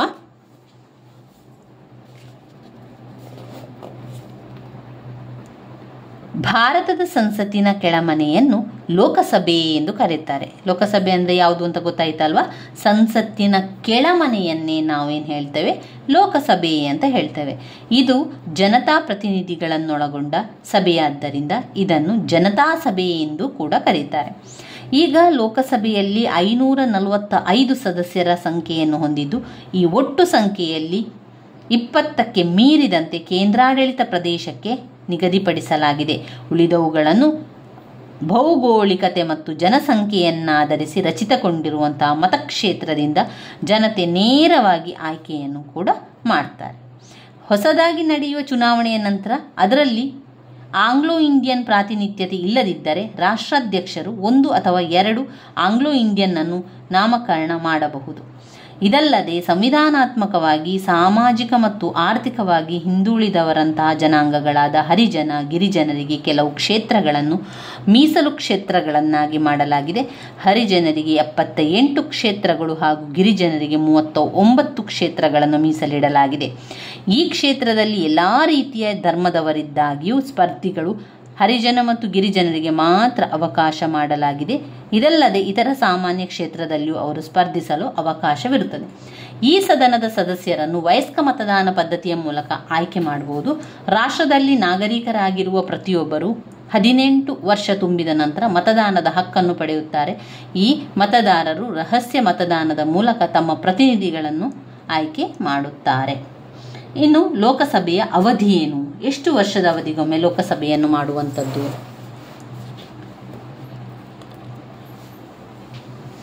ಲೋಕಸಭೆಯು ಸಾಮಾನ್ಯವಾಗಿ 5 ವರ್ಷ ಅವಧಿಯನ್ನು ಹೊಂದಿರುತ್ತದೆ. ಆದರೆ ಕೆಲವು ಸಂದರ್ಭಗಳಲ್ಲಿ ಅವಧಿ ಮುಂಚಿತವಾಗಿಯೇ ಮುಗಿಯಬಹುದು. ಅಂದರೆ ರಾಷ್ಟ್ರಾಧ್ಯಕ್ಷರು ಇದನ್ನು ವಿಸರ್ಜನೆ ಮಾಡಬಹುದು. ರಾಷ್ಟ್ರಾಧ್ಯಕ್ಷರು ಕ್ಯಾಬಿನೆಟ್ನ ಶಿಫಾರಸಿನಂತೆ ಸ್ವ ಇಚ್ಛೆಯಿಂದ ಲೋಕಸಭೆಯನ್ನು ವಿಸರ್ಜಿಸುವಂತಹ ಅಧಿಕಾರ ಕೂಡ ಹೊಂದಿದೆ. ರಾಷ್ಟ್ರದಲ್ಲಿ ರಾಷ್ಟ್ರೀಯ ತುರ್ತು ಪರಿಸ್ಥಿತಿ ಇದ್ದ ಸಂದರ್ಭದಲ್ಲಿ ಕ್ಯಾಬಿನೆಟ್ನ ಸಲಹೆಯಂತೆ ರಾಷ್ಟ್ರಾಧ್ಯಕ್ಷರು ಲೋಕಸಭೆಯ ಅವಧಿಯನ್ನು 1 ವರ್ಷಕ್ಕೆ ಹೆಚ್ಚಿಸಬಹುದು. ಸಂವಿಧಾನದ 42ನೇ ತಿದ್ದುಪಡಿಯ ಮೂಲಕ ಲೋಕಸಭೆಯ ಅವಧಿಯನ್ನು 6 ವರ್ಷಗಳಿಗೆ ಹೆಚ್ಚಿಸಲಾಗಿತ್ತು. ಆದರೆ ಮತ್ತೆ 44ನೇ ವಿಧಿಯ ಮೂಲಕ 5 ವರ್ಷಗಳಿಗೆ ನಿಗದಿಪಡಿಸಲಾಯಿತು. ಇನ್ನು ಅರ್ಹತೆಗಳೇನು? ಲೋಕಸಭೆಯ ಸದಸ್ಯರಾಗಬೇಕು ಅಂತಾದರೆ ಅರ್ಹತೆಗಳು ಅಂತ ಹೇಳಿದರೆ, ಭಾರತದ ಪ್ರಜೆಯಾಗಿರಬೇಕು, 25 ವರ್ಷ ವಯಸ್ಸಾಗಿರಬೇಕು, ಕೇಂದ್ರ ಅಥವಾ ರಾಜ್ಯಗಳಲ್ಲಿ ಆದಾಯ ಬರುವಂತಹ ಹುದ್ದೆಗಳನ್ನು ಹೊಂದಿರಬಾರದು, ಬುದ್ಧಿಭ್ರಮಣೆಯಾಗಿರಬಾರದು, ಸಂಸತ್ತು ನಿಗದಿಪಡಿಸುವಂತಹ ಅರ್ಹತೆಗಳನ್ನು ಪೂರೈಸಬೇಕು. ಸಂಸತ್ತು ನಿಗದಿಪಡಿಸಿದಂತಹ ಅರ್ಹತೆಗಳನ್ನು ಪೂರೈಸಬೇಕು. ಇನ್ನು ಲೋಕಸಭೆಯ ಅಧಿಕಾರ ಮತ್ತು ಕಾರ್ಯಗಳನ್ನು ನೋಡುವ. ಲೋಕಸಭೆಯು ವರ್ಷದಲ್ಲಿ 2 ಬಾರಿ ಅಧಿವೇಶನವನ್ನು ನಡೆಸಬೇಕೆಂದು ಸಂವಿಧಾನದಲ್ಲಿ ಅವಕಾಶ ಮಾಡಲಾಗಿದೆ. ಅಲ್ಲದೆ ಈ 2 ಅಧಿವೇಶನಗಳ ನಡುವೆ 6 ತಿಂಗಳಿಗಿಂತ ಹೆಚ್ಚಿಗೆ ಅಂತರ ಇರಕೂಡದು.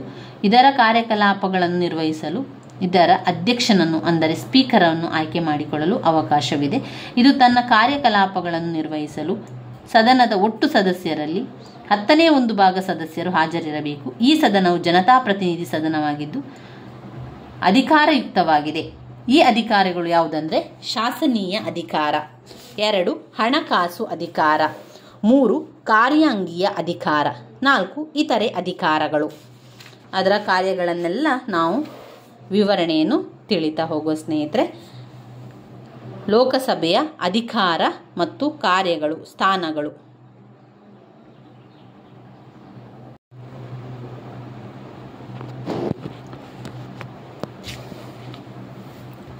ಅಧಿಕಾರ ಮತ್ತು ಕಾರ್ಯಗಳು. ಲೋಕಸಭೆ ಅಧಿಕಾರ ಮತ್ತು ಕಾರ್ಯಗಳಲ್ಲಿ ಮೊದಲನೆಯದು ಶಾಸನೀಯ ಅಧಿಕಾರಗಳು. ಶಾಸನೀಯ ಅಧಿಕಾರಗಳಲ್ಲಿ ಶಾಸನೀಯ ಅಧಿಕಾರ, ಹಣಕಾಸು ಅಧಿಕಾರ, ಕಾರ್ಯಾಂಗೀಯ ಅಧಿಕಾರ ಮತ್ತು ಇತರೆ ಕಾರ್ಯಗಳು. ಲೋಕಸಭೆಯ ಸಂಸತ್ತಿನಲ್ಲಿ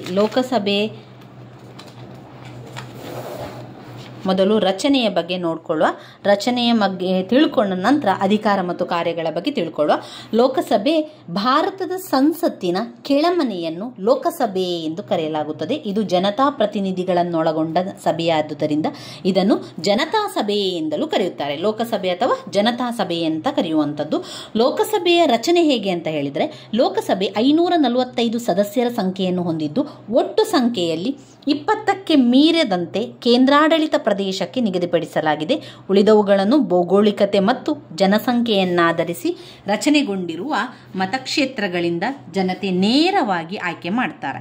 ಹೊಸದಾಗಿ ನಡೆಯುವ ಚುನಾವಣೆಯ ನಂತರ ಅದರಲ್ಲಿ ಆಂಗ್ಲೋ ಇಂಡಿಯನ್ ಪ್ರಾತಿನಿಧ್ಯತೆ ಇಲ್ಲದಿದ್ದರೆ ರಾಷ್ಟ್ರಾಧ್ಯಕ್ಷರು ಅಥವಾ 1-2 ಆಂಗ್ಲೋ ಇಂಡಿಯನ್ಸ್ ಅನ್ನು ನಾಮಕರಣ ಮಾಡಬಹುದು. ಅದಲ್ಲದೆ ಸಂವಿಧಾನಾತ್ಮಕವಾಗಿ ಸಾಮಾಜಿಕ ಮತ್ತು ಆರ್ಥಿಕ ಹಿಂದುಳಿದವರಂತೆ ಜನಾಂಗಗಳಾದ ಹರಿಜನ ಗಿರಿಜನಗಳಿಗೆ ಕೆಲವು ಕ್ಷೇತ್ರಗಳನ್ನು ಮೀಸಲು ಕ್ಷೇತ್ರಗಳನ್ನಾಗಿ ಮಾಡಲಾಗಿದೆ. ಹರಿಜನರಿಗೆ 78 ಕ್ಷೇತ್ರಗಳು ಹಾಗೂ ಗಿರಿಜನರಿಗೆ 39 ಕ್ಷೇತ್ರಗಳನ್ನು ಮೀಸಲಿಡಲಾಗಿದೆ. ಈ ಕ್ಷೇತ್ರದಲ್ಲಿ ಎಲ್ಲ ಜಾತಿ ಧರ್ಮದವರಿದ್ದಾಗಿಯೂ ಸ್ಪರ್ಧಿಸಲು ಹರಿಜನ ಮತ್ತು ಗಿರಿಜನರಿಗೆ ಮಾತ್ರ ಅವಕಾಶ ಮಾಡಿಕೊಡಲಾಗಿದೆ. ಇದಲ್ಲದೆ ಇತರ ಸಾಮಾನ್ಯ ಕ್ಷೇತ್ರದಲ್ಲಿಯೂ ಅವರು ಸ್ಪರ್ಧಿಗಳು ಅವಕಾಶವಿರುತ್ತದೆ. ಈ ಸದನದ ಸದಸ್ಯರನ್ನು ವಯಸ್ಕ ಮತದಾನ ಪದ್ಧತಿಯ ಮೂಲಕ ಆಯ್ಕೆ ಮಾಡಲಾಗುತ್ತದೆ.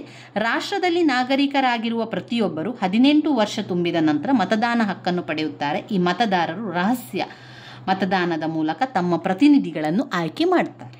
ಇನ್ನು ಲೋಕಸಭೆಯ ಅವಧಿಯ ಬಗ್ಗೆ ಕೇಳುವುದಾದರೆ, ಲೋಕಸಭೆಯು ಸಾಮಾನ್ಯವಾಗಿ 5 ವರ್ಷ ಅವಧಿಯನ್ನು ಹೊಂದಿರುತ್ತದೆ. ಆದರೆ ಕೆಲವು ಸಂದರ್ಭದಲ್ಲಿ ಅವಧಿ ಮುಂಚಿತವಾಗಿ ಮುಗಿಯಬಹುದು. ಆದರೆ ರಾಷ್ಟ್ರಾಧ್ಯಕ್ಷರು ಅದನ್ನು ವಿಸರ್ಜನೆ ಮಾಡಬಹುದು. ರಾಷ್ಟ್ರಾಧ್ಯಕ್ಷರು ಕ್ಯಾಬಿನೆಟ್ನ ಶಿಫಾರಸಿನಂತೆ ಅಥವಾ ಸ್ವ ಇಚ್ಛೆಯಿಂದ ಲೋಕಸಭೆಯನ್ನು ವಿಸರ್ಜಿಸುವ ಅಧಿಕಾರವನ್ನು ಹೊಂದಿದ್ದಾರೆ. ರಾಷ್ಟ್ರದಲ್ಲಿ ರಾಷ್ಟ್ರೀಯ ತುರ್ತು ಪರಿಸ್ಥಿತಿ ಇದ್ದ ಸಂದರ್ಭದಲ್ಲಿ ಕ್ಯಾಬಿನೆಟ್ನ ಸಲಹೆಯಂತೆ ರಾಷ್ಟ್ರಾಧ್ಯಕ್ಷರು ಲೋಕಸಭೆಯ ಅವಧಿಯನ್ನು 1 ವರ್ಷಕ್ಕೆ ಹೆಚ್ಚಿಸಬಹುದು. ಸಂವಿಧಾನದ 42ನೇ ತಿದ್ದುಪಡಿಯ ಮೂಲಕ ಲೋಕಸಭೆಯ ಅವಧಿಯನ್ನು 6 ವರ್ಷಗಳಿಗೆ ಹೆಚ್ಚಿಸಲಾಗಿದೆ. ಆದರೆ ಮತ್ತೆ 44ನೇ ತಿದ್ದುಪಡಿಯ ಮೂಲಕ 5 ವರ್ಷಗಳಿಗೆ ನಿಗದಿಪಡಿಸಲಾಗಿದೆ. ಅರ್ಹತೆಗಳೇನು? ಲೋಕಸಭೆಗೆ ಸ್ಪರ್ಧಿಸಲು ಭಾರತದ ಪ್ರಜೆಯಾಗಿರಬೇಕು, 25 ವರ್ಷ ವಯಸ್ಸಾಗಿರಬೇಕು, ಕೇಂದ್ರ ಅಥವಾ ರಾಜ್ಯ ಸರ್ಕಾರಗಳಲ್ಲಿ ಆದಾಯ ಬರುವ ಹುದ್ದೆಗಳನ್ನು ಹೊಂದಿರಬಾರದು, ಬುದ್ಧಿಭ್ರಮಣೆಯಾಗಿರಬಾರದು, ಸಂಸತ್ತು ನಿಗದಿಪಡಿಸುವಂತಹ ಅರ್ಹತೆಗಳನ್ನು ಪೂರೈಸಬೇಕು. ಇನ್ನು ಲೋಕಸಭೆ ಅಧಿಕಾರ ಮತ್ತು ಕಾರ್ಯಗಳನ್ನು ನಾವು ನೋಡಿದರೆ, ಲೋಕಸಭೆಯು ವರ್ಷದಲ್ಲಿ 2 ಬಾರಿ ಅಧಿವೇಶನ ನಡೆಸಬೇಕೆಂದು ಸಂವಿಧಾನದಲ್ಲಿ ಅವಕಾಶವನ್ನು ಮಾಡಲಾಗಿದೆ. ಅಲ್ಲದೆ 2 ಅಧಿವೇಶನಗಳ ನಡುವೆ 6 ತಿಂಗಳಿಗಿಂತ ಹೆಚ್ಚಿನ ಅಂತರ ಇರಕೂಡದು. ಇದರ ಕಾರ್ಯಕಲಾಪಗಳನ್ನು ನಿರ್ವಹಿಸಲು ಇದರ ಅಧ್ಯಕ್ಷನನ್ನು ಅಂದರೆ ಸ್ಪೀಕರನ್ನು ಆಯ್ಕೆ ಮಾಡಿಕೊಳ್ಳಲು ಅವಕಾಶವಿದೆ. ಇದು ತನ್ನ ಕಾರ್ಯಕಲಾಪಗಳನ್ನು ನಿರ್ವಹಿಸಲು ಸದನದ ಒಟ್ಟು ಸದಸ್ಯರಲ್ಲಿ 10ನೇ 1 ಭಾಗ ಸದಸ್ಯರಾದರೂ ಹಾಜರಿರಬೇಕು. ಈ ಸದನವು ಜನತಾ ಪ್ರತಿನಿಧಿ ಸದನವಾಗಿದ್ದು ಅಧಿಕಾರಯುಕ್ತವಾಗಿದೆ. ಈ ಅಧಿಕಾರ ಅಂತ ಹೇಳಿದರೆ 1 ಶಾಸನೀಯ ಅಧಿಕಾರ, 2 ಹಣಕಾಸು ಅಧಿಕಾರ, 3 ಕಾರ್ಯಾಂಗೀಯ ಅಧಿಕಾರ, 4 ಇತರೆ ಅಧಿಕಾರಿಗಳು. ಇತರೆ ಅಧಿಕಾರಗಳಲ್ಲಿ ಮತ್ತೆ 8 ಪಾಯಿಂಟ್ಸ್ಗಳನ್ನು ನಾವು ಕಾಣಬಹುದಾಗಿದೆ. ಲೋಕಸಭೆಯ ಅಧಿಕಾರ ಮತ್ತು ಕಾರ್ಯಗಳ ವಿವರಣೆಯನ್ನು ತಿಳ್ಕೊಳ್ಳುವ. ಮೊದಲನೇದಾಗಿ ಶಾಸನೀಯ ಅಧಿಕಾರ. ಈ ಸದನದ ಮುಖ್ಯ ಕಾರ್ಯವೇ ಶಾಸನವನ್ನು ರಚಿಸುವುದು.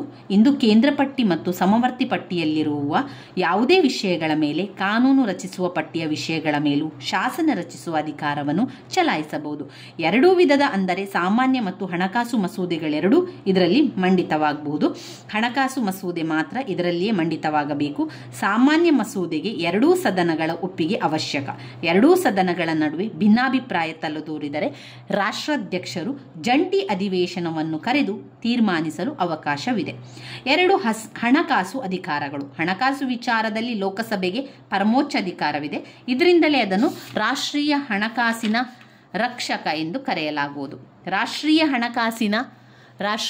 ಹಣಕಾಸಿನ ಅಯವ್ಯಯ ಪಟ್ಟಿ ಇದರಲ್ಲಿ ಮಂಡಿತವಾಗಿ ಒಪ್ಪಿಗೆ ಪಡೆಯದ ಕಾರ್ಯಾಂಗ ಯಾವುದೇ ವಿಧದ ಖರ್ಚು ವೆಚ್ಚ ಮಾಡುವ ಅಧಿಕಾರವಿರುವುದಿಲ್ಲ. ಈ ಸದನವು ರಾಷ್ಟ್ರದ ಹಣಕಾಸಿನ ಮೂಲ, ಹಂಚಿಕೆ, ವೆಚ್ಚ ಮಾಡುವ ವಿಧಾನ ಮತ್ತಿತರ ವಿಚಾರಗಳಲ್ಲಿ ತೀರ್ಮಾನ ಕೈಗೊಳ್ಳುವಂತಹ ಅಧಿಕಾರ ಹೊಂದಿದೆ. ಇದರಿಂದಾಗಿ ಒಪ್ಪಿಗೆ ಪಡೆದ ನಂತರ ರಾಜ್ಯಸಭೆಯ ಒಪ್ಪಿಗೆ ಕಳಿಸಲಾಗುತ್ತದೆ. ಅದು 14 ದಿನಗಳಲ್ಲಿ ಒಪ್ಪಿಗೆ ನೀಡದಿದ್ದರೂ ಸಹ ಒಪ್ಪಿಗೆ ನೀಡಬೇಕು. ಒಪ್ಪಿಗೆ ಪಡೆಯಿತೆಂದೇ ಪರಿಗಣಿಸಲಾಗುತ್ತದೆ. ಕಾರ್ಯಾಂಗೀಯ ಅಧಿಕಾರಗಳು ಲೋಕಸಭೆಗೆ ಇರುವಂತಹ ಮುಖ್ಯ ಅಸ್ತ್ರ. ಕಾರ್ಯಾಂಗೀಯ ಅಧಿಕಾರ. ಕೇಂದ್ರ ಮಂತ್ರಿಮಂಡಲವು ಲೋಕಸಭೆಯ ವಿಶ್ವಾಸದಲ್ಲಿಯೇ ಕಾರ್ಯನಿರ್ವಹಿಸಬೇಕು. ಮಂತ್ರಿಮಂಡಲವು ಲೋಕಸಭೆಗೆ ಸಾಮೂಹಿಕ ಜವಾಬ್ದಾರಿಯನ್ನು ಹೊಂದಿರುತ್ತದೆ. ಲೋಕಸಭೆಯ ವಿಶ್ವಾಸವನ್ನು ಕಳೆದುಕೊಂಡರೆ ಮಂತ್ರಿಮಂಡಲ ಅಧಿಕಾರದಲ್ಲಿ ಮುಂದುವರಿಯುವಂತಿಲ್ಲ. ಲೋಕಸಭೆಯ ಸದಸ್ಯರು ಅವಿಶ್ವಾಸ ನಿರ್ಣಯ ಮಂಡಿಸುವ ಮೂಲಕ ಈ ಸದನದ ವಿಶ್ವಾಸವಿಲ್ಲದ ಯಾವುದೇ ಸರ್ಕಾರವನ್ನು ಪದಚ್ಯುತಗೊಳಿಸುವಂತಹ ಅಧಿಕಾರವನ್ನು ಹೊಂದಿದೆ. ಇದಲ್ಲದೆ ಕಾರ್ಯಾಂಗದ ಮೇಲೆ ಪ್ರಶ್ನೆಗಳು ಮತ್ತು ಉಪಪ್ರಶ್ನೆಗಳನ್ನು ಕೇಳುವ ಮೂಲಕ ಹಾಗೂ ನಿರ್ಣಯಗಳನ್ನು ಮಂಡಿಸುವ ಮೂಲಕ ಸರ್ಕಾರದ ಮೇಲೆ ನಿಯಂತ್ರಣವನ್ನು ಹೊಂದಿರುತ್ತದೆ. ಇತರೆ ಅಧಿಕಾರಗಳು ಯಾವುದೆಲ್ಲ? ಅಧ್ಯಕ್ಷರು ಮತ್ತು ಉಪಾಧ್ಯಕ್ಷರ ಆಯ್ಕೆ ಮತ್ತು ಪದಚ್ಯುತಗೊಳಿಸುವ ಅಧಿಕಾರವನ್ನು ಹೊಂದಿದೆ. 2 ಸುಪ್ರೀಂ ಕೋರ್ಟ್ ಮತ್ತು ಹೈಕೋರ್ಟುಗಳ ನ್ಯಾಯಾಧೀಶರನ್ನು ವಜಾ ಮಾಡುವಂತಹ ಅಧಿಕಾರ ಕೂಡ ಹೊಂದಿದೆ. 3. ಸಂವಿಧಾನ ತಿದ್ದುಪಡಿ ಅಧಿಕಾರವಿದೆ. 4. ತುರ್ತು ಪರಿಸ್ಥಿತಿಗೆ ಒಪ್ಪಿಗೆ ನೀಡುವ ಅಧಿಕಾರ ಇದೆ. 5. ಮಾರ್ಷಲ್ ಕೋರ್ಟ್ ರಚನಾಧಿಕಾರವಿದೆ. 6. ವಿವಿಧ ಆಯೋಗಗಳ ವರದಿಯ ಮೇಲೆ ಕ್ರಮ ಕೈಗೊಳ್ಳುವ ಅಧಿಕಾರ. ಇವೇ ಮೊದಲಾದ ಅಧಿಕಾರಗಳನ್ನು ರಾಜ್ಯಸಭೆಯೊಡಗೂಡಿ ಚಲಾಯಿಸುತ್ತದೆ.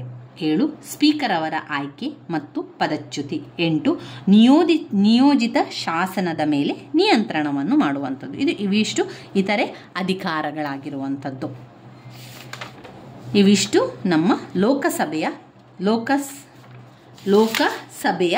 ಅಧಿಕಾರ ಮತ್ತು ಕಾರ್ಯಗಳಾಗಿದೆ. ಮತ್ತೊಮ್ಮೆ ಪಾಯಿಂಟ್ಸ್ಗಳನ್ನು ಹೇಳ್ತೇನೆ. ಲೋಕಸಭೆಯ ಅಧಿಕಾರ ಮತ್ತು ಕಾರ್ಯಗಳು: ಶಾಸನೀಯ ಅಧಿಕಾರ, ಹಣಕಾಸು ಅಧಿಕಾರ, ಕಾರ್ಯಾಂಗೀಯ ಅಧಿಕಾರ, ಹಾಗೆ ಇತರ ಅಧಿಕಾರಗಳು.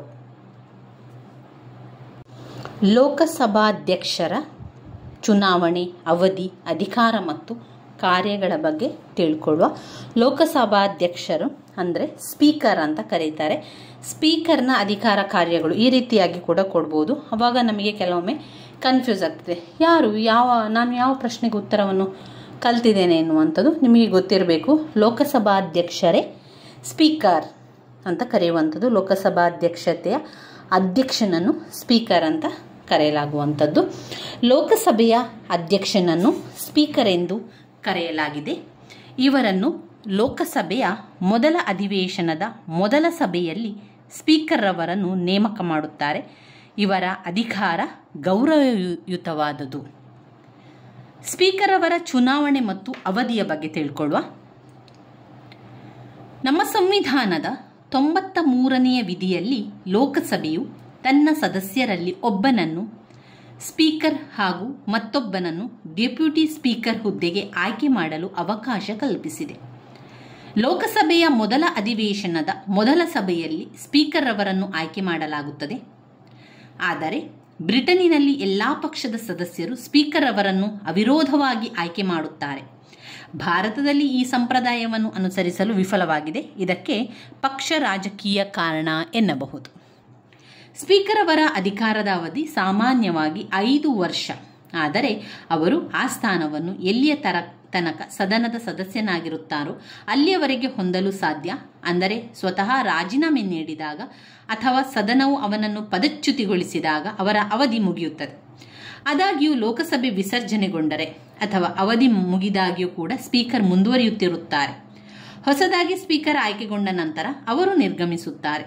ಆದರೆ ಸ್ಪೀಕರ್ ಸದನದ ಸದಸ್ಯತ್ವಕ್ಕೆ ರಾಜೀನಾಮೆ ನೀಡಿದರೆ ಅವರ ಅವಧಿಯು ಮುಕ್ತಾಯಗೊಳ್ಳುತ್ತದೆ.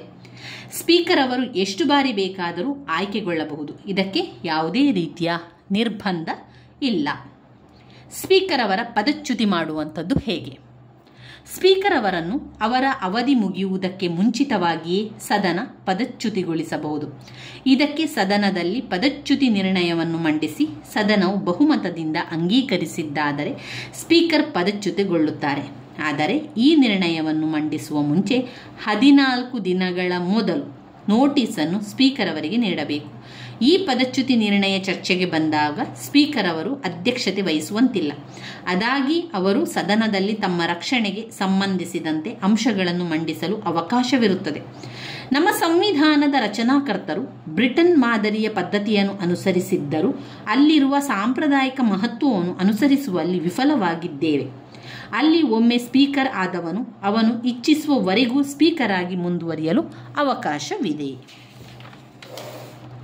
ಇನ್ನು ಸ್ಪೀಕರ್ ಅವರ ಅಂದರೆ ಲೋಕಸಭಾ ಅಧ್ಯಕ್ಷರು ಸ್ಪೀಕರ್ ಅವರ ಅಧಿಕಾರ ಮತ್ತು ಕಾರ್ಯಗಳು. ಸ್ಪೀಕರ್ ಅವರ ಅಧಿಕಾರಗಳು ಕೇವಲ ಸಂವಿಧಾನಾತ್ಮಕವಾಗಿ ಹಾಗೂ ಕೆಲವು ಸದನದ ನಿಯಮಾವಳಿಗಳ ಮೂಲಕ ಬಂದಿರುವಂಥದ್ದು. ಈ ಅಧಿಕಾರಗಳನ್ನು 4 ವಿಧಗಳಾಗಿ ವಿಂಗಡಿಸಬಹುದು. ಅವುಗಳೆಂದರೆ ನಿಯಂತ್ರಣ, ಮೇಲ್ವಿಚಾರಣೆ, ಆಡಳಿತಾತ್ಮಕ ಮತ್ತು ವಿಶೇಷ ಅಧಿಕಾರಗಳು. ನಿಯಂತ್ರಣ, ಮೇಲ್ವಿಚಾರಣೆ, ಆಡಳಿತಾತ್ಮಕ ಅಧಿಕಾರ, ವಿಶೇಷ ಮತ್ತು ಇತರೆ ಅಧಿಕಾರಗಳು ಬರುವಂಥದ್ದು. ನಿಯಂತ್ರಣಾಧಿಕಾರ, ಮೇಲ್ವಿಚಾರಣಾಧಿಕಾರ, ಆಡಳಿತಾತ್ಮಕ ಅಧಿಕಾರ, ವಿಶೇಷ ಅಥವಾ ಇತರ ಅಧಿಕಾರಗಳು. ಸ್ಪೀಕರ್ ಅವರ ಅಧಿಕಾರ ಕಾರ್ಯಗಳ ವಿವರಣೆಯನ್ನು ತಿಳಿತಾ ಹೋಗುವ. ನಿಯಂತ್ರಣಾಧಿಕಾರಿಗಳು. ನಿಯಂತ್ರಣಾಧಿಕಾರವನ್ನು ಮಾಡುವಂತಹ ಅಧಿಕಾರ ಸ್ಪೀಕರಿಗಿದೆ. ಹೇಗೆ ಅಂದರೆ, ಸ್ಪೀಕರ್ನವರು ಸದನದ ಸಭಾಧ್ಯಕ್ಷರಾಗಿ ಸದನದ ಕಾರ್ಯಕಲಾಪಗಳನ್ನು ನಿಯಂತ್ರಿಸುವಂತಹ ಅಧಿಕಾರಗಳನ್ನು ಹೊಂದಿರುವವರು. ಅವುಗಳೆಂದರೆ ಸದನದ ಕ್ರಮಬದ್ಧತೆ, ಸದನದ ಘನತೆಯನ್ನು ಕಾಯುವುದು, ಸದನದಲ್ಲಿ ವಿಷಯಗಳಿಗೆ ಕಾಲ ನಿಗದಿಗೊಳಿಸುವಂಥದ್ದು, ಸಂವಿಧಾನಾತ್ಮಕ ಮತ್ತು ಸದನ ನಿಯಮಾವಳಿಗಳಿಗೆ ಅರ್ಥ ವಿವರಣೆ ನೀಡುವುದು, ವಿಷಯವನ್ನು ಮತಕ್ಕೆ ಹಾಕುವುದು ಹಾಗೂ ಫಲಿತಾಂಶವನ್ನು ಪ್ರಕಟಿಸುವುದು, ಸಮಮತ ಬಂದಾಗ ಮತ ಚಲಾಯಿಸುವುದು, ನಿರ್ಣಯಗಳು, ನಿಲುವಳಿ ಸೂಚನೆ, ಪಾಯಿಂಟ್ ಆಫ್ ಆರ್ಡರ್ಗಳನ್ನು ಅಡ್ಮಿಟ್ ಮಾಡುವುದು, ಮುಖ್ಯ ವಿಚಾರಗಳ ಬಗ್ಗೆ ಸದನವನ್ನು ಉದ್ದೇಶಿಸಿ ವಿವರಣೆಯನ್ನು ನೀಡುವುದು ಆಗಿದೆ. ವಿಷಯವನ್ನು ಇತ್ಯರ್ಥಪಡಿಸಲು ರೂಲಿಂಗ್ ನೀಡುವುದು, ಇವೇ ಮೊದಲಾದಂತಹ ನಿಯಂತ್ರಣದ ಅಧಿಕಾರಗಳನ್ನು ಸ್ಪೀಕರ್ ಅವರು ಹೊಂದಿದ್ದಾರೆ. ಮೇಲ್ವಿಚಾರಣಾಧಿಕಾರವನ್ನು ಕೂಡ ಸ್ಪೀಕರ್ ಅವರು ಹೊಂದಿದ್ದಾರೆ. ಹೇಗೆ? ಸ್ಪೀಕರ್ ಅವರು ನಿಯಂತ್ರಣಾಧಿಕಾರಗಳ ಜೊತೆಗೆ ಕೆಲವು ಮೇಲ್ವಿಚಾರಣಾ ಅಧಿಕಾರಗಳನ್ನು ಕೂಡ ಹೊಂದಿರುವರು. ಅವುಗಳೆಂದರೆ ಸಂಸದೀಯ ಸಮಿತಿಗಳಿಗೆ ನಿರ್ದೇಶನ ನೀಡುವುದು, ಸದನಕ್ಕೆ ಅಥವಾ ಸಮಿತಿಗಳಿಗೆ ಬೇಕಾದ ವಿಚಾರಗಳನ್ನು ಸರಕಾರದಿಂದ ಕೇಳುವುದು, ಸದಸ್ಯರು ಅಸಂಬದ್ಧ ಹಾಗೂ ಅವ್ಯಾಚ ಶಬ್ದಗಳನ್ನು ಬಳಸದಂತೆ ತಡೆಯುವುದು, ಸದಸ್ಯರು ಸದನದಲ್ಲಿ ಮಾತನಾಡುವುದನ್ನು ನಿಗದಿಗೊಳಿಸುವುದು, ಸದಸ್ಯರ ಅಸಭ್ಯ ವರ್ತನೆಯನ್ನು ತಡೆಯುವುದು ಹಾಗೂ ಅವರನ್ನು ಹೆಸರಿಸಿ ಹೊರಹೋಗುವಂತೆ ಮಾಡುವುದು, ಸಭೆಯ ಕ್ರಮಬದ್ಧತೆ ಕಾಯಲು ಸಭೆಯನ್ನು ಮುಂದೂಡುವುದು, ಸದನದ ನಿಯಮಾವಳಿಯ ಪ್ರಕಾರ ಯಾವುದೇ ಸದಸ್ಯರನ್ನು ಬಂಧಿಸುವ ಅಥವಾ ಕಾನೂನು ಕ್ರಮವನ್ನು ಜರುಗಿಸಲು ಅವಕಾಶ ನೀಡುವುದು ಅಥವಾ ರಕ್ಷಿಸುವುದು, ಹಕ್ಕುಚ್ಯುತಿ ನಿರ್ಣಯಕ್ಕೆ ಸಂಬಂಧಿಸಿದಂತೆ ವಾರೆಂಟ್ ನೀಡುವುದು ಹಾಗೂ ಶಿಕ್ಷೆಯನ್ನು ನೀಡುವುದು, ಇವೇ ಮೊದಲಾದಂತಹ ಮೇಲ್ವಿಚಾರಣಾಧಿಕಾರಗಳನ್ನು ಸ್ಪೀಕರ್ ಅವರು ಚಲಾಯಿಸುತ್ತಾರೆ. ಇನ್ನು 3ನೇ ಪಾಯಿಂಟ್, ಆಡಳಿತಾತ್ಮಕ ಅಧಿಕಾರಗಳು. ಸ್ಪೀಕರ್ ಅವರು ಕೆಲವು ಆಡಳಿತಾತ್ಮಕ ಅಧಿಕಾರಗಳನ್ನು ಹೊಂದಿದ್ದಾರೆ.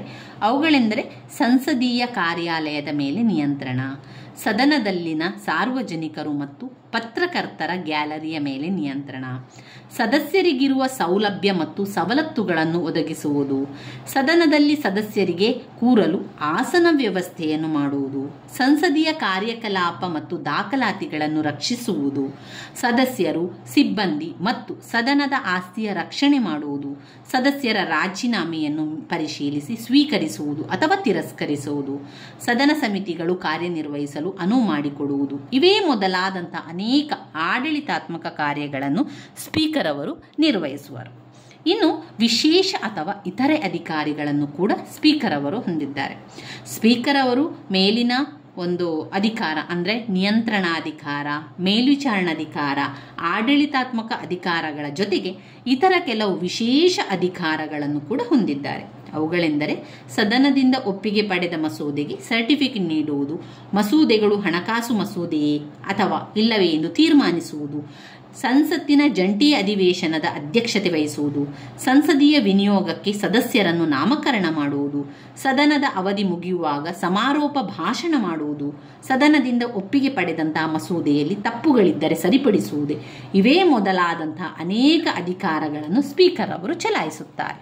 ಹೀಗೆ ಸ್ಪೀಕರ್ ಅವರು ಅನೇಕ ಅಧಿಕಾರಗಳನ್ನು ಹೊಂದಿರುವರು. ಆದರೆ ಆ ಅಧಿಕಾರಗಳನ್ನು ಚಲಾಯಿಸುವಲ್ಲಿ ಸ್ಪೀಕರ್ ಆಗಿರುವ ವ್ಯಕ್ತಿಯ ವೈಯಕ್ತಿಕ ಪ್ರತಿಭೆ ಮತ್ತು ವ್ಯಕ್ತಿತ್ವವನ್ನು ಆಧರಿಸಿಕೊಂಡಿರ್ತದೆ. ಇನ್ನು ಸ್ಪೀಕರ್ ಅವರ ಪಾತ್ರ ಏನು ಅದನ್ನು ಕೂಡ ನಾವು ಜೊತೆಯಾಗಿ ನಮಗೆ ಗೊತ್ತಿರಬೇಕು. ಪಾತ್ರದ ಬಗ್ಗೆ ಕೂಡ ಸಂಸದೀಯ ಸರಕಾರಿ ಪದ್ಧತಿಯಲ್ಲಿ ಸ್ಪೀಕರ್ ಅವರಿಗೆ ಪ್ರಮುಖ ಸ್ಥಾನವಿದೆ. ಸದನದಲ್ಲಿ ಇವರಿಗೆ ಪ್ರಧಾನಿಯ ನಂತರದ ಸ್ಥಾನವಿದೆ. ಸ್ಪೀಕರಿಗೆ ಗೌರವಯುತ ಸ್ಥಾನ, ಪ್ರಧಾನಿಯ ನಂತರ ಇವರಿಗೆ ಒಂದು ಗೌರವ ಸ್ಥಾನ ಇರುವಂಥದ್ದು. ಸ್ಪೀಕರ್ ಅವರನ್ನು ಸದನದ ಪ್ರಥಮ ಸದಸ್ಯನೆಂದು ಕರೆಯಲಾಗುತ್ತದೆ. ಯಾರನ್ನು? ಸ್ಪೀಕರ್ ಅವರನ್ನು ಸದನದ ಪ್ರಥಮ ಸದಸ್ಯ. ಇವರು ಎಲ್ಲ ರಾಷ್ಟ್ರೀಯ ಕಾರ್ಯಗಳಲ್ಲಿ ಲೋಕಸಭೆಯನ್ನು ಪ್ರತಿನಿಧಿಸುತ್ತಾರೆ. ಆದಾಗ್ಯೂ ಬ್ರಿಟನ್ನಿನ ಸಾಮಾನ್ಯ ಸಭೆಯ ಸ್ಪೀಕರ್ ಅವರಿಗೆ ಇರುವಂತಹ ಗೌರವ ಮತ್ತು ಸ್ಥಾನಮಾನವನ್ನು ಭಾರತದ ಸ್ಪೀಕರ್ ಅವರು ಹೊಂದಿಲ್ಲ. ಇದಕ್ಕೆ ಕಾರಣ ಏನು ಅಂತ ಹೇಳಿದರೆ, ಬ್ರಿಟನ್ನಲ್ಲಿರುವ ಸಂಪ್ರದಾಯವನ್ನು, ಅಂದರೆ ಸ್ಪೀಕರ್ ಆಗಿ ನೇಮಕಗೊಂಡ ನಂತರ ಅವರು ತಮ್ಮ ಪಕ್ಷಕ್ಕೆ ರಾಜೀನಾಮೆ ನೀಡಿ ಪಕ್ಷಾತೀತನಾಗಬೇಕು. ಆದರೆ ನಮ್ಮಲ್ಲಿ ಈ ಸಂಪ್ರದಾಯವಿಲ್ಲ. ಇದರಿಂದ ಸ್ಪೀಕರ್ ಪಕ್ಷದ ಹಿಡಿತದಲ್ಲಿ ಕಾರ್ಯನಿರ್ವಹಿಸಬೇಕಾಗಿದೆ. ಇದರಿಂದಾಗಿ ಅನೇಕ ಸಂದರ್ಭಗಳಲ್ಲಿ ಸ್ಪೀಕರ್ ಅವರನ್ನು ಪದಚ್ಯುತಗೊಳಿಸಲು ಯತ್ನಿಸುವುದು ಅಥವಾ ಕೆಲವು ಸದಸ್ಯರು ಅಸಭ್ಯವಾಗಿ ವರ್ತಿಸುವುದು ಮೊದಲಾದಂತಹ ಪ್ರಕರಣಗಳು ನಡೆಯಲು ಅವಕಾಶವಾಗಿದೆ. ವಾಸ್ತವವಾಗಿ ಸ್ಪೀಕರ್ನವರು ಆಡಳಿತಾರೂಢ ಪಕ್ಷದ ನಾಯಕರ ಹಿಡಿತಕ್ಕೊಳಪಟ್ಟ ಕಾರ್ಯನಿರ್ವಹಿಸುವಂತಾಗಿದೆ. ಸ್ಪೀಕರ್ ಅವರ ಪಾತ್ರದ ಬಗ್ಗೆ ನೆಹರು ಅವರು ಮಹತ್ವದ ಹೇಳಿಕೆಯನ್ನು ನೀಡಿದ್ದಾರೆ. ಅಂದರೆ ಸ್ಪೀಕರ್ನವರು ರಾಷ್ಟ್ರದ ಸ್ವಾತಂತ್ರ್ಯ ಮತ್ತು ಸಮಾನತೆಯ ಪ್ರತೀಕ, ರಾಷ್ಟ್ರದ ಸ್ವಾತಂತ್ರ್ಯ ಮತ್ತು ಸಮಾನತೆಯ ಪ್ರತೀಕ ಅಂತ ಹೇಳಿದ್ದಾರೆ. ಯಾಕೆ? ಇವರು ಸದನವನ್ನು ಪ್ರತಿನಿಧಿಸಿದರೆ ಸದನವು ದೇಶವನ್ನು ಪ್ರತಿನಿಧಿಸುತ್ತದೆ. ಆದ್ದರಿಂದ ಈ ಹುದ್ದೆ ಅರ್ಹವಾದ್ದು ಮತ್ತು ನಿಷ್ಪಕ್ಷಪಾತ ಮತ್ತು ಸ್ವತಂತ್ರ ಸ್ಥಾನಮಾನವನ್ನು ನೀಡಬೇಕು ಎಂದು ಹೇಳಿದ್ದಾರೆ. ಆದರೆ ಅದರ ಅನುಷ್ಠಾನ ಸಾಧ್ಯವೇ ಆಗಿಲ್ಲ. ಬರುತ್ತಾ ಈ ಹುದ್ದೆಯ ಘನತೆ, ಗೌರವ ಕಡಿಮೆಯಾಗುತ್ತಲೇ ಇದೆ. ಏಕೆಂದರೆ ಪಕ್ಷದ ರಾಜಕೀಯ ಮತ್ತು ಪಕ್ಷದ ಪ್ರಭಾವದಿಂದಾಗಿ ಸ್ಪೀಕರ್ನವರು ಸದನದ ಅಧಿವೇಶನವನ್ನು ಮತ್ತು ನಡವಳಿಕೆಗಳನ್ನು ಆಡಳಿತಾರೂಢ ಪಕ್ಷದ ಅವಶ್ಯಕತೆಗೆ ತಕ್ಕಂತೆ ನಿರ್ವಹಿಸುವಂತಾಗಿದೆ. ಇದರಿಂದಾಗಿ ಅನೇಕ ಸ್ಪೀಕರ್ನವರು ತಮ್ಮ ಅಧಿಕಾರ ದುರುಪಯೋಗಪಡಿಸಿಕೊಂಡಿರುವುದಕ್ಕೆ ಟೀಕೆಗೊಳಗಾಗಿರುವುದು. ಇದಲ್ಲದೆ ಸ್ಪೀಕರ್ ಹುದ್ದೆಯನ್ನು ಬಿಟ್ಟು ನಂತರ ಕೆಲವರು ಪಕ್ಷ ರಾಜಕೀಯದಲ್ಲಿ ಸೇರಿ ಮಂತ್ರಿಯಾಗಿ, ರಾಜ್ಯಪಾಲರಾಗಿ ಮತ್ತು ಇತರೆ ಹುದ್ದೆಗಳನ್ನು ಪಡೆದಿರುವರು. ಇದುವರೆಗೆ ಸ್ಪೀಕರ್ಗಳಿಗೆ ಕಾರ್ಯನಿರ್ವಹಿಸುವವರಲ್ಲಿ ಕೆಲವರು ಮಾತ್ರ ನಿಷ್ಪಕ್ಷಪಾತವಾಗಿ ಕಾರ್ಯನಿರ್ವಹಿಸುವರು. ಇವಿಷ್ಟು ನಮ್ಮ ಸ್ಪೀಕರ್ ಅಂದರೆ ಯಾರು? ಲೋಕಸಭಾಧ್ಯಕ್ಷರ ಚುನಾವಣೆ, ಅವರ ಅವಧಿ, ಅವರ ಪದಚ್ಯುತಿ, ಅಧಿಕಾರ ಮತ್ತು ಕಾರ್ಯಗಳು, ಹಾಗೆ ಸ್ಪೀಕರ್ ಅವರ ಪಾತ್ರವನ್ನು ತಿಳ್ಕೊಂಡಿದ್ದೇವೆ ಸ್ನೇಹಿತರೆ.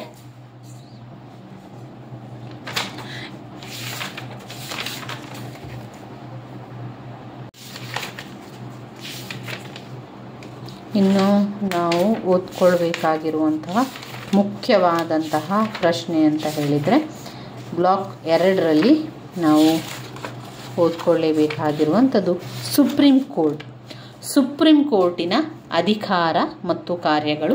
10 ಅಂಕಕ್ಕೆ ಕೇಳಿರುವಂತಹ ಪ್ರಶ್ನೆ. ಮೂಲಾಧಿಕಾರ ವ್ಯಾಪ್ತಿ, ಮೇಲ್ಮನವಿ ಅಧಿಕಾರ, ಸಲಹಾ ಅಧಿಕಾರ ಇದೆಲ್ಲ ಕೂಡ ಬರುವಂಥದ್ದು. ಮೊದಲಿಗೆ ಸುಪ್ರೀಂ ಕೋರ್ಟಿನ ರಚನೆಯ ಬಗ್ಗೆ ತಿಳ್ಕೊಳ್ಳುವ. ಅದಾದ ನಂತರ ಸುಪ್ರೀಂ ಕೋರ್ಟಿನ ಅಧಿಕಾರ ಮತ್ತು ಕಾರ್ಯದ ಬಗ್ಗೆ ಕೂಡ ತಿಳ್ಕೊಳ್ಳುವ ಸ್ನೇಹಿತರೆ. ಹಾಗೆ ಅದರಲ್ಲಿ ನ್ಯಾಯಾಂಗ ವಿಮರ್ಶೆಯನ್ನು 5 ಅಂಕಕ್ಕೆ ಕೇಳಿದ್ದಾರೆ. ನ್ಯಾಯಾಂಗ ವಿಮರ್ಶೆ. ಮೊದಲಿಗೆ ಸುಪ್ರೀಂ ಕೋರ್ಟಿನ ರಚನೆಯನ್ನು ತಿಳ್ಕೊಳ್ಳುವ. ಭಾರತ ಸಂವಿಧಾನದ 124ನೇ ವಿಧಿಯಲ್ಲಿ ಸುಪ್ರೀಂ ಕೋರ್ಟಿನ ರಚನೆ, ಅಧಿಕಾರ ಮತ್ತು ಕಾರ್ಯಗಳ ಬಗ್ಗೆ ಭಾರತದ ಪಾರ್ಲಿಮೆಂಟ್ ಶಾಸನ ಮಾಡುವ ಅಧಿಕಾರವಿದೆ ಎಂದು ತಿಳಿಸುತ್ತದೆ. ಭಾರತ ಸರ್ಕಾರದ 1935ರ ಕಾನೂನಿನನ್ವಯ 1937ರಲ್ಲಿ ಸಂಯುಕ್ತ ನ್ಯಾಯಾಲಯವನ್ನು ಸೃಷ್ಟಿಸಿತು. 1950ರಲ್ಲಿ ಅಂಗೀಕರಿಸಿದ ಭಾರತದ ಸಂವಿಧಾನವು ಸಹ ಇದನ್ನು ಅಂಗೀಕರಿಸಿ ರಾಷ್ಟ್ರದ ಸಮಗ್ರತೆ ಮತ್ತು ಏಕತೆಯ ದೃಷ್ಟಿಯಿಂದ ಇಡೀ ರಾಷ್ಟ್ರಕ್ಕೆ ಅನ್ವಯಿಸುವಂತಹ ಏಕೀಕೃತ ನ್ಯಾಯಾಂಗ ವ್ಯವಸ್ಥೆಯನ್ನು ಸೃಷ್ಟಿಸಲಾಗಿದೆ. ಹಾಗೂ ನ್ಯಾಯಾಂಗವು ಸ್ವತಂತ್ರವಾಗಿ ಮತ್ತು ನಿಷ್ಪಕ್ಷಪಾತವಾಗಿ ಕಾರ್ಯನಿರ್ವಹಿಸುವಂತಹ ವ್ಯವಸ್ಥೆಯನ್ನು ಕೂಡ ಮಾಡಲಾಗಿದೆ. ಭಾರತದ ಸುಪ್ರೀಂ ಕೋರ್ಟ್ ಜನವರಿ 26, 1950ರಲ್ಲಿ ಅಸ್ತಿತ್ವಕ್ಕೆ ಬಂತು. ಆಗ ಒಬ್ಬರು ಮುಖ್ಯ ನ್ಯಾಯಾಧೀಶರನ್ನು ಸೇರಿದಂತೆ ಒಟ್ಟು 8 ನ್ಯಾಯಾಧೀಶರು ಹೊಂದಿದ್ರು. 1986ರಿಂದ ಮುಖ್ಯ ನ್ಯಾಯಾಧೀಶರು ಸೇರಿದಂತೆ 1956ರಲ್ಲಿ 16 ನ್ಯಾಯಾಧೀಶರು ಕೂಡ ಇದ್ದರು. ಪ್ರಸ್ತುತವಾಗಿ 31 ಒಟ್ಟು ನ್ಯಾಯಾಧೀಶರನ್ನು ಹೊಂದಿದೆ. ಪಾರ್ಲಿಮೆಂಟಿನ ಕಾನೂನಿನ ಅನ್ವಯ ನ್ಯಾಯಾಧೀಶರುಗಳನ್ನು ಕಾಲದಿಂದ ಕಾಲಕ್ಕೆ ವ್ಯತ್ಯಯ ಮಾಡಲು ಕೂಡ ಅವಕಾಶವಿದೆ.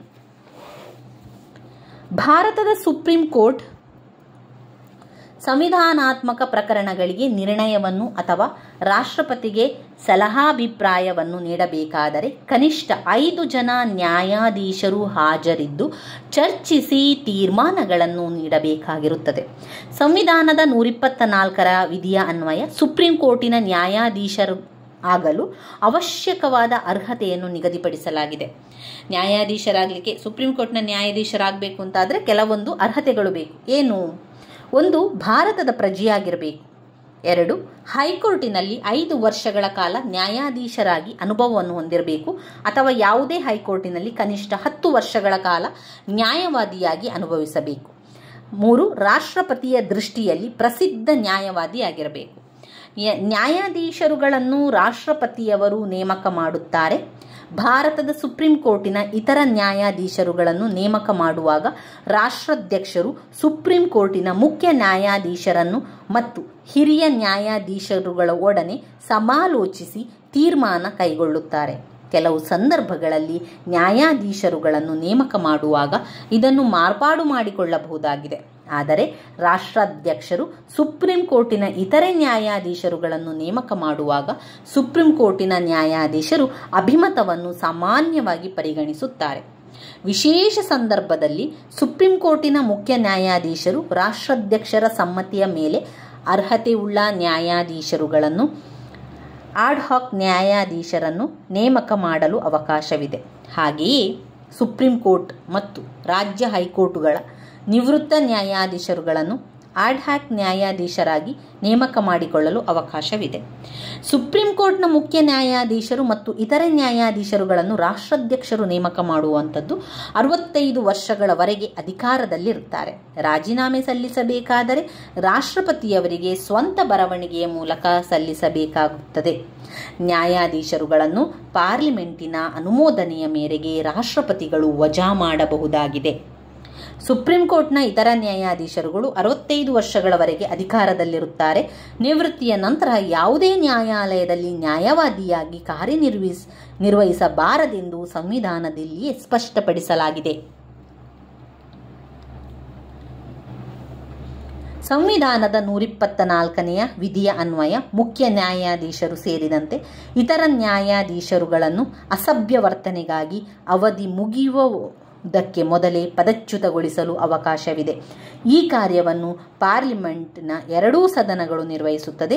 ಸಂವಿಧಾನಕ್ಕೆ ಬದ್ಧವಾಗಿ ನ್ಯಾಯಾಧೀಶರು ನಡೆದುಕೊಳ್ಳುವುದೇ ಇದ್ದಾಗ ಅಥವಾ ಅಪರಾಧಗಳನ್ನು ಎದುರಿಸುತ್ತಿದ್ದಾಗ ಅಥವಾ ಅಸಭ್ಯವಾಗಿ ವರ್ತಿಸುತ್ತಿದ್ದರೆ ಅಥವಾ ಅಸಮರ್ಥರಾಗಿದ್ದರೆ ಅವರನ್ನು ಅವಧಿಗೆ ಮೊದಲೇ ಪದಚ್ಯುತಗೊಳಿಸಲು ಅವಕಾಶವಿದೆ. ಈ ಒಂದು ಆರೋಪಗಳನ್ನು ನ್ಯಾಯಾಧೀಶರು ಎದುರಿಸುತ್ತಿದ್ದರೆ ಅಂತಹ ನ್ಯಾಯಾಧೀಶರುಗಳ ವಿರುದ್ಧ ಪಾರ್ಲಿಮೆಂಟಿನ ಸದಸ್ಯರು 3/2 ಬಹುಮತದೊಡನೆ ದೋಷಾರೋಪಣೆಗೆ ಬೆಂಬಲ ಸೂಚಿಸಿ ನಿರ್ಣಯ ತೆಗೆದುಕೊಂಡರೆ ಅನುಮೋದನೆಗಾಗಿ ರಾಷ್ಟ್ರಪತಿಗೆ ಕಳಿಸಲಾಗುತ್ತದೆ. ಪಾರ್ಲಿಮೆಂಟಿನ ಈ ನಿರ್ಣಯಕ್ಕೆ ರಾಷ್ಟ್ರಪತಿಗಳು ಒಪ್ಪಿ ಸಹಿ ಮಾಡಿದ್ದಲ್ಲಿ ಅಂತಹ ನ್ಯಾಯಾಧೀಶರುಗಳನ್ನು ಪದಚ್ಯುತಗೊಳಿಸಲಾಗುತ್ತದೆ. ಸಂವಿಧಾನದ 121ನೇ ವಿಧಿಯ ಅನ್ವಯ ಸುಪ್ರೀಂ ಕೋರ್ಟಿನ ಕಾರ್ಯನಿರ್ವಹಣೆ ಕುರಿತು ಪಾರ್ಲಿಮೆಂಟಿನಲ್ಲಿ ಚರ್ಚಿಸುವಂತಿಲ್ಲ ಹಾಗೂ ಇದೇ ವಿಧಿಯನ್ವಯ ವೇತನ, ನಿವೃತ್ತಿ ವೇತನ, ಉಚಿತ ವಸತಿ ಸೌಲಭ್ಯವನ್ನು ನ್ಯಾಯಾಧೀಶರು ಪಡೆಯುತ್ತಾರೆ. ಸುಪ್ರೀಂ ಕೋರ್ಟ್ನ ಕೇಂದ್ರ ಸ್ಥಾನ ದೆಹಲಿಯಲ್ಲಿದ್ದು ರಾಷ್ಟ್ರಾಧ್ಯಕ್ಷರ ಅನುಮತಿಯ ನಂತರ ರಾಜ್ಯಗಳ ಯಾವುದೇ ಸ್ಥಳಗಳಲ್ಲಿ ಬೇಕಾದರೂ ಅಧಿವೇಶನ ನಡೆಸಬಹುದಾಗಿದೆ. ನ್ಯಾಯಾಧೀಶರುಗಳ ವೇತನ, ಇತರೆ ಭತ್ಯೆ, ನಿವೃತ್ತಿ ವೇತನವನ್ನು ಭಾರತದ ಸಂಚಿತ ನಿಧಿಯಿಂದ ಭರಿಸಲಾಗುತ್ತದೆ. ಇವರ ವೇತನ ಅಥವಾ ಇತರೆ ಭತ್ಯೆ ಅಥವಾ ನಿವೃತ್ತಿ ವೇತನದಲ್ಲಿ ಹಣಕಾಸಿನ ತುರ್ತು ಪರಿಸ್ಥಿತಿಗೆ ಹೊರತುಪಡಿಸಿ ಮತ್ಯಾವುದೇ ಸಂದರ್ಭದಲ್ಲೂ ವ್ಯತ್ಯಯ ಮಾಡುವಂತಿಲ್ಲ. ಇದರಿಂದ ಭಾರತ ಸಂವಿಧಾನವು ನ್ಯಾಯಾಂಗ ವ್ಯವಸ್ಥೆಯ ನಿಷ್ಪಕ್ಷಪಾತವಾಗಿ ಮತ್ತು ಸ್ವತಂತ್ರವಾಗಿ ಕಾರ್ಯನಿರ್ವಹಿಸುವಂತಹ ವಾತಾವರಣವನ್ನು ಕಲ್ಪಿಸಿಕೊಟ್ಟಿರುವುದು ಗೊತ್ತಾಗುವಂಥದ್ದು. ಇನ್ನು ನಾವು ನೋಡಿದರೆ ಸುಪ್ರೀಂ ಕೋರ್ಟಿನ ಅಧಿಕಾರ ಕಾರ್ಯಗಳು, ಇದು 10 ಅಂಕಕ್ಕೆ ಕೇಳಿರುವಂತಹ ಪ್ರಶ್ನೆ. ಸುಪ್ರೀಂ ಕೋರ್ಟಿನ ಅಧಿಕಾರ ಮತ್ತು ಕಾರ್ಯಗಳಲ್ಲಿ ಮೂಲಾಧಿಕಾರದ ವ್ಯಾಪ್ತಿ, ಮೇಲ್ಮನವಿ ಅಧಿಕಾರ, ಮೂಲಾಧಿಕಾರದ ವ್ಯಾಪ್ತಿ, ಮೇಲ್ಮನವಿಯ ಅಧಿಕಾರ, ಸಲಹಾ ಅಧಿಕಾರ, ಒಟ್ಟು 3 ಅಧಿಕಾರ ಮತ್ತು ಕಾರ್ಯಗಳನ್ನು ಸುಪ್ರೀಂ ಕೋರ್ಟ್ ಹೊಂದಿದೆ. ಅದು ಯಾವುದು ಅಂತ ನೋಡ್ತಾ ಹೋಗುವ, ಅದರ ವಿವರಣೆಯನ್ನು ತಿಳಿತಾ ಹೋಗುವ.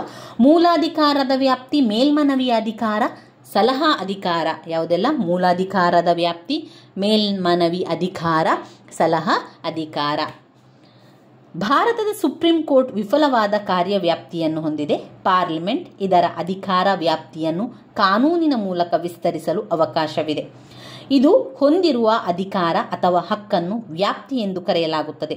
ಭಾರತ ಸಂವಿಧಾನದ 129ನೇ ವಿಧಿಯ ಅನ್ವಯ ಸುಪ್ರೀಂ ಕೋರ್ಟ್ ದಾಖಲೆಗಳ ನ್ಯಾಯಸ್ಥಾನವಾಗಿದೆ. ಸಂವಿಧಾನವು ಅದರ ಅಧಿಕಾರಗಳನ್ನು ಹಾಗೂ ಕಾರ್ಯವ್ಯಾಪ್ತಿಯನ್ನು ವಿವರವಾಗಿ ಕೊಟ್ಟಿದೆ. ಅದು ಮೂಲಾಧಿಕಾರ ವ್ಯಾಪ್ತಿ, ಮೇಲ್ಮನವಿ ಅಧಿಕಾರ ಹಾಗೂ ಸಲಹಾ ಅಧಿಕಾರಗಳನ್ನು ಹೊಂದಿರುವಂಥದ್ದು. ಮೂಲಾಧಿಕಾರದ ವ್ಯಾಪ್ತಿ ಸಂವಿಧಾನದ 131ನೇ ವಿಧಿಯ ಪ್ರಕಾರ ಕೆಲವೊಂದು ವಿವಾದಗಳ ಮೇಲೆ ಶ್ರೇಷ್ಠ ನ್ಯಾಯಾಲಯಕ್ಕೆ ಅಧಿಕಾರವಿದೆ. ಈ ವ್ಯಾಪ್ತಿಯ ಮೂಲ ಅಧಿಕಾರದ ವ್ಯಾಪ್ತಿ ಎಂದು ಕರೆಯಲಾಗುತ್ತದೆ. ಅವುಗಳೆಂದರೆ ಕೇಂದ್ರ ಸರ್ಕಾರ ಮತ್ತು ಒಂದು ಅಥವಾ ಒಂದಕ್ಕಿಂತ ಹೆಚ್ಚು ರಾಜ್ಯಗಳ ನಡುವೆ ಉಂಟಾಗುವ ವಿವಾದಗಳು. 2. ಕೇಂದ್ರ ಸರ್ಕಾರ ಮತ್ತು ಯಾವುದಾದರೂ ರಾಜ್ಯ ಮತ್ತು ಇತರ ರಾಜ್ಯಗಳ ನಡುವೆ ಉಂಟಾಗುವ ವಿವಾದಗಳು. 3. 2 ಅಥವಾ ಎರಡಕ್ಕಿಂತ ಹೆಚ್ಚು ರಾಜ್ಯಗಳ ನಡುವೆ ಉಂಟಾಗುವ ವಿವಾದಗಳು. ಇಂತಹ ವಿವಾದಗಳು ಕಾನೂನು ಅಥವಾ ವಾಸ್ತವಾಂಶಗಳಿಗೆ ಸಂಬಂಧಿಸಿದವುಗಳಾಗಿದ್ದು ಇವುಗಳ ಆಧಾರದ ಮೇಲೆ ನ್ಯಾಯಬದ್ಧವಾದ ಹಕ್ಕುಗಳನ್ನು ನಿರ್ಧರಿಸಬೇಕಾದಲ್ಲಿ ಮಾತ್ರ ಅವು ಶ್ರೇಷ್ಠ ನ್ಯಾಯಾಲಯದ ಮೂಲ ವ್ಯಾಪ್ತಿಗೆ ಒಳಪಡುತ್ತದೆ. ಆದ್ದರಿಂದ ವ್ಯಕ್ತಿ ಮತ್ತು ಸರ್ಕಾರದ ನಡುವೆ ಉಂಟಾಗಬಹುದಾದ ವಿವಾದಗಳು ಇದರ ಮೂಲಕ ವ್ಯಾಪ್ತಿಗೆ ಬರುವುದಿಲ್ಲ.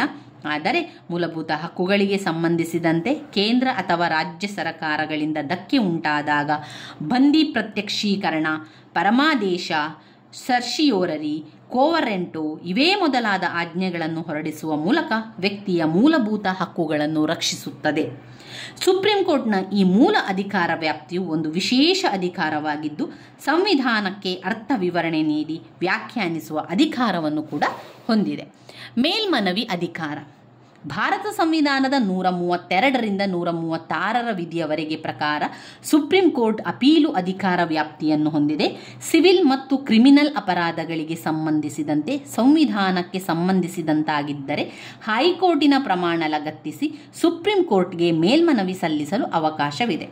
ಇದು ಅಪೀಲುಗಳ ಅಂತಿಮ ನ್ಯಾಯಾಲಯಗಳ ತೀರ್ಪಿನ ವಿರುದ್ಧ ಅಪೀಲು ಸಲ್ಲಿಸಬಹುದಾಗಿದೆ. ಇಂತಹ ಮನವಿ ಕ್ರಿಮಿನಲ್ ಅಥವಾ ಇತರ ಕ್ರಮಗಳಿಗೆ ಸಂಬಂಧಿಸಿರಬಹುದಾಗಿದೆ.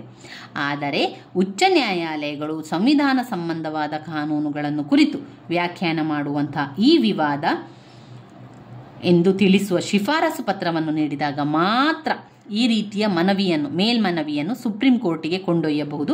ಇಂತಹ ಕಾನೂನಿನ ಅಂಶವಿದೆ ಎಂದು ಭಾವಿಸಿದ್ದಲ್ಲಿ ಈ ವಿವಾದವನ್ನು ಉನ್ನತ ಕೋರ್ಟ್ ವಿಚಾರಣೆಗೆ ಅಂಗೀಕರಿಸಬಹುದು.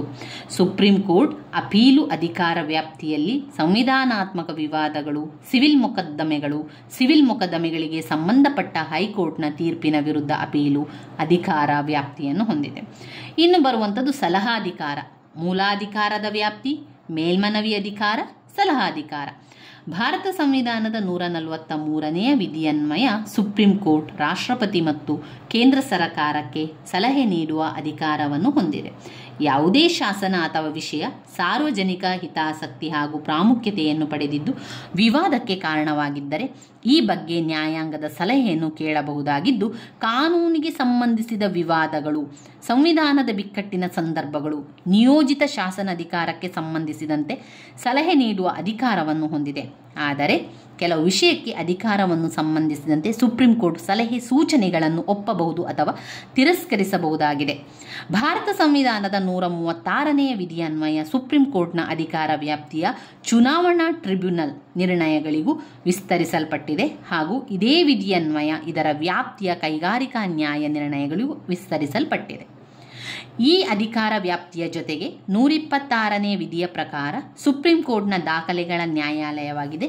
ಹಾಗೆಯೇ ಸುಪ್ರೀಂ ಕೋರ್ಟ್ ನೀಡಿದ ತೀರ್ಪನ್ನು ಉಲ್ಲಂಘಿಸಿದರೆ ಅಂತಹವರಿಗೆ ಶಿಕ್ಷೆಯನ್ನು ನೀಡುವ ಅಧಿಕಾರ ಕೂಡ ಇದೆ. ಹಾಗೆಯೇ ಸಂವಿಧಾನದ 71ನೇ ವಿಧಿಯನ್ವಯ ರಾಷ್ಟ್ರಪತಿಗಳ ಚುನಾವಣೆಗೆ ಸಂಬಂಧಿಸಿದ ವಿವಾದಗಳನ್ನು ಇತ್ಯರ್ಥಗೊಳಿಸುವಂತಹ ಅಧಿಕಾರ ವ್ಯಾಪ್ತಿಯನ್ನು ಇದು ಹೊಂದಿದೆ. ಇನ್ನು ಭಾರತದ ಸುಪ್ರೀಂ ಕೋರ್ಟ್ ಸಂವಿಧಾನಕ್ಕೆ ಮತ್ತು ಕಾನೂನಿಗೆ ಅರ್ಥ ವಿವರಣೆಯನ್ನು ನೀಡುವ ಮತ್ತು ಮೂಲಭೂತ ಹಕ್ಕುಗಳನ್ನು ರಕ್ಷಣೆ ಮಾಡುವ ಕಾರ್ಯವನ್ನು ನಿರ್ವಹಿಸುತ್ತವೆ. ಈ ಕಾರ್ಯವನ್ನು ನಿರ್ವಹಿಸುವಾಗ ನ್ಯಾಯಾಂಗ ವಿಮರ್ಶೆ ಅಧಿಕಾರವನ್ನು ಚಲಾಯಿಸುತ್ತದೆ. ಭಾರತದ ಸುಪ್ರೀಂ ಕೋರ್ಟ್ ದಾಖಲೆಗಳ ನ್ಯಾಯಾಲಯಗಳಾಗಿದ್ದು ಇದು ಹೊರಡಿಸಿದ ತೀರ್ಮಾನಗಳನ್ನು ಅದರ ಅಧೀನ ನ್ಯಾಯಾಲಯಗಳು ತಿರಸ್ಕರಿಸುವಂತಿಲ್ಲ. ಇದರ ಸಲಹಾ ಅಧಿಕಾರವು ಅತ್ಯಂತ ಮಹತ್ವದ್ದಾಗಿದ್ದು ರಾಷ್ಟ್ರಾಧ್ಯಕ್ಷರು ಸಂವಿಧಾನಾತ್ಮಕ ಬಿಕ್ಕಟ್ಟು ಉಂಟಾದಾಗ ಹಾಗೂ ಕಾನೂನಿಗೆ ಸಂಬಂಧಿಸಿದಂತೆ ಸುಪ್ರೀಂ ಕೋರ್ಟ್ನ ಸಲಹೆಯನ್ನು ಪಡೆಯುತ್ತಾರೆ. ಭಾರತದ ಸುಪ್ರೀಂ ಕೋರ್ಟ್ ಅಪೀಲು ಅಧಿಕಾರ ವ್ಯಾಪ್ತಿಯನ್ನು ಹೊಂದಿದ್ದು ಸರ್ವೋಚ್ಚ ನ್ಯಾಯಾಲಯಗಳಿಗೆ ಇದು ತನ್ನ ಅಧಿಕಾರ ಚಲಾಯಿಸುವಲ್ಲಿ ನಿರ್ಣಾಯಕವಾದ ಪಾತ್ರವನ್ನು ನಿರ್ವಹಿಸುತ್ತದೆ. ಈವರೆಗೆ ಅನೇಕ ಐತಿಹಾಸಿಕ ತೀರ್ಪುಗಳನ್ನು ನೀಡಿರುವ ಅನೇಕ ಉದಾಹರಣೆಗಳು ಕೂಡ ಉಂಟು. ಅವುಗಳಲ್ಲಿ ಮುಖ್ಯವಾದವುದು ಅಂತ ಹೇಳಿದರೆ 1995ರ ಕರ್ನಾಟಕದ ವಾಸುದೇವ್ ಪ್ರಕರಣ, 1967ರ ಗೋಲಕನಾಥ್ ಪ್ರಕರಣ, ಇವೇ ಮೊದಲಾದವುಗಳಾಗಿವೆ. ಇವಿಷ್ಟು ಸುಪ್ರೀಂ ಕೋರ್ಟ್ನ ಅಧಿಕಾರ ಕಾರ್ಯಗಳು. ಮೂಲಾಧಿಕಾರದ ವ್ಯಾಪ್ತಿ, ಮೇಲ್ಮನವಿ ಅಧಿಕಾರ, ಸಲಹಾ ಅಧಿಕಾರಗಳು. ಇನ್ನು ಇದರಲ್ಲಿ 5 ಅಂಕಕ್ಕೆ ಬಂದಿರುವಂತಹ ಪ್ರಶ್ನೆ ನ್ಯಾಯಾಂಗ ವಿಮರ್ಶೆ. ನ್ಯಾಯಾಂಗ ವಿಮರ್ಶೆಯನ್ನು ನಾವು ಮಾಡಬೇಕು. ನ್ಯಾಯಾಂಗ ವಿಮರ್ಶೆಯ ಬಗ್ಗೆ 5 ಅಂಕಕ್ಕೆ ಬಂದಿರುವ ಪ್ರಶ್ನೆ. ಏನು ಬರಿಬೇಕು ನ್ಯಾಯಾಂಗ ವಿಮರ್ಶೆಗೆ?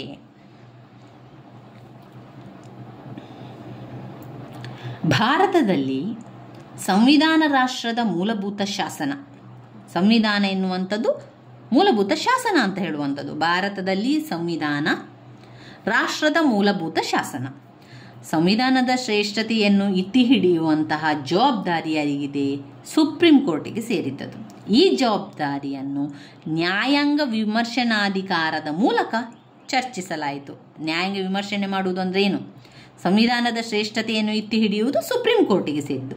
ಅದೇನು ಮಾಡಬೇಕು? ಈ ಜವಾಬ್ದಾರಿಯನ್ನು ನ್ಯಾಯಾಂಗ ವಿಮರ್ಶನಾಧಿಕಾರದ ಮೂಲಕ ಅದನ್ನು ಚಲಾಯಿಸುವಂಥದ್ದು. ನ್ಯಾಯಾಂಗ ವಿಮರ್ಶನೆಯನ್ನು ಮಾಡುವುದರ ಮೂಲಕ. ನ್ಯಾಯಾಂಗ ವಿಮರ್ಶೆಯು ಸಂವಿಧಾನದ ಪರಮೋಚ್ಚತೆಯಾಗಿದ್ದು, ನ್ಯಾಯಾಂಗವು ಸಂವಿಧಾನಕ್ಕೆ ಕಾನೂನಿನ ಅರ್ಧ ವಿವರಣೆಗೆ ಹಾಗೂ ವ್ಯಾಖ್ಯಾನಿಸಲು ಇರುವಂತಹ ವಿಶಿಷ್ಟ ಬಗೆಯ ಅಧಿಕಾರವಾಗಿದೆ.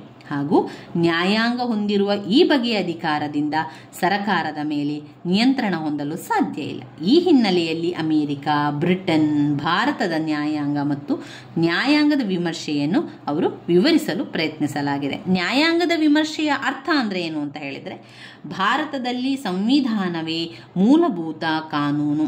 ಸರಕಾರದ 3 ಅಂಗಗಳಾದಂತಹ ಶಾಸಕಾಂಗ, ಕಾರ್ಯಾಂಗ, ನ್ಯಾಯಾಂಗಗಳಲ್ಲಿ ಅಧಿಕಾರ ಮತ್ತು ಕಾರ್ಯಗಳನ್ನು ನಿಗದಿಪಡಿಸಲಾಗಿದೆ.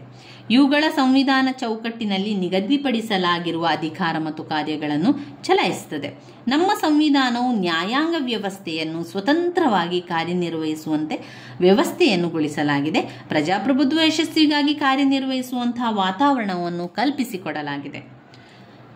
ಭಾರತದ ಪಾರ್ಲಿಮೆಂಟ್ ಶಾಸನ ರಚಿಸುವ ಜವಾಬ್ದಾರಿಯನ್ನು ಹೊಂದಿದ್ದು, ಈ ಶಾಸನಗಳನ್ನು ಕಾರ್ಯಜಾರಿಗೊಳಿಸುವ ಜವಾಬ್ದಾರಿಯನ್ನು ಕಾರ್ಯಾಂಗ ನಿರ್ವಹಿಸುತ್ತದೆ. ಕೆಲವೊಮ್ಮೆ ಕಾರ್ಯನಿರ್ವಹಣೆಯ ಸಂದರ್ಭದಲ್ಲಿ ವಾದ ವಿವಾದಗಳು ಉಂಟಾಗಬಹುದು. ಇವುಗಳನ್ನು ಇತ್ಯರ್ಥಪಡಿಸುವಾಗ ಕೆಲವು ಸಂದರ್ಭದಲ್ಲಿ ಇವುಗಳ ಬಗ್ಗೆ ವಿಮರ್ಶಿಸುವ ಅಧಿಕಾರ ಸುಪ್ರೀಂ ಕೋರ್ಟಿಗಿದೆ. ಅಂದರೆ ಸಂವಿಧಾನದ ಸರ್ವಶ್ರೇಷ್ಠತೆಯನ್ನು ಕಾಪಾಡುವ ಜವಾಬ್ದಾರಿ ಸುಪ್ರೀಂ ಕೋರ್ಟಿಗೆ ಸೇರಿದೆ.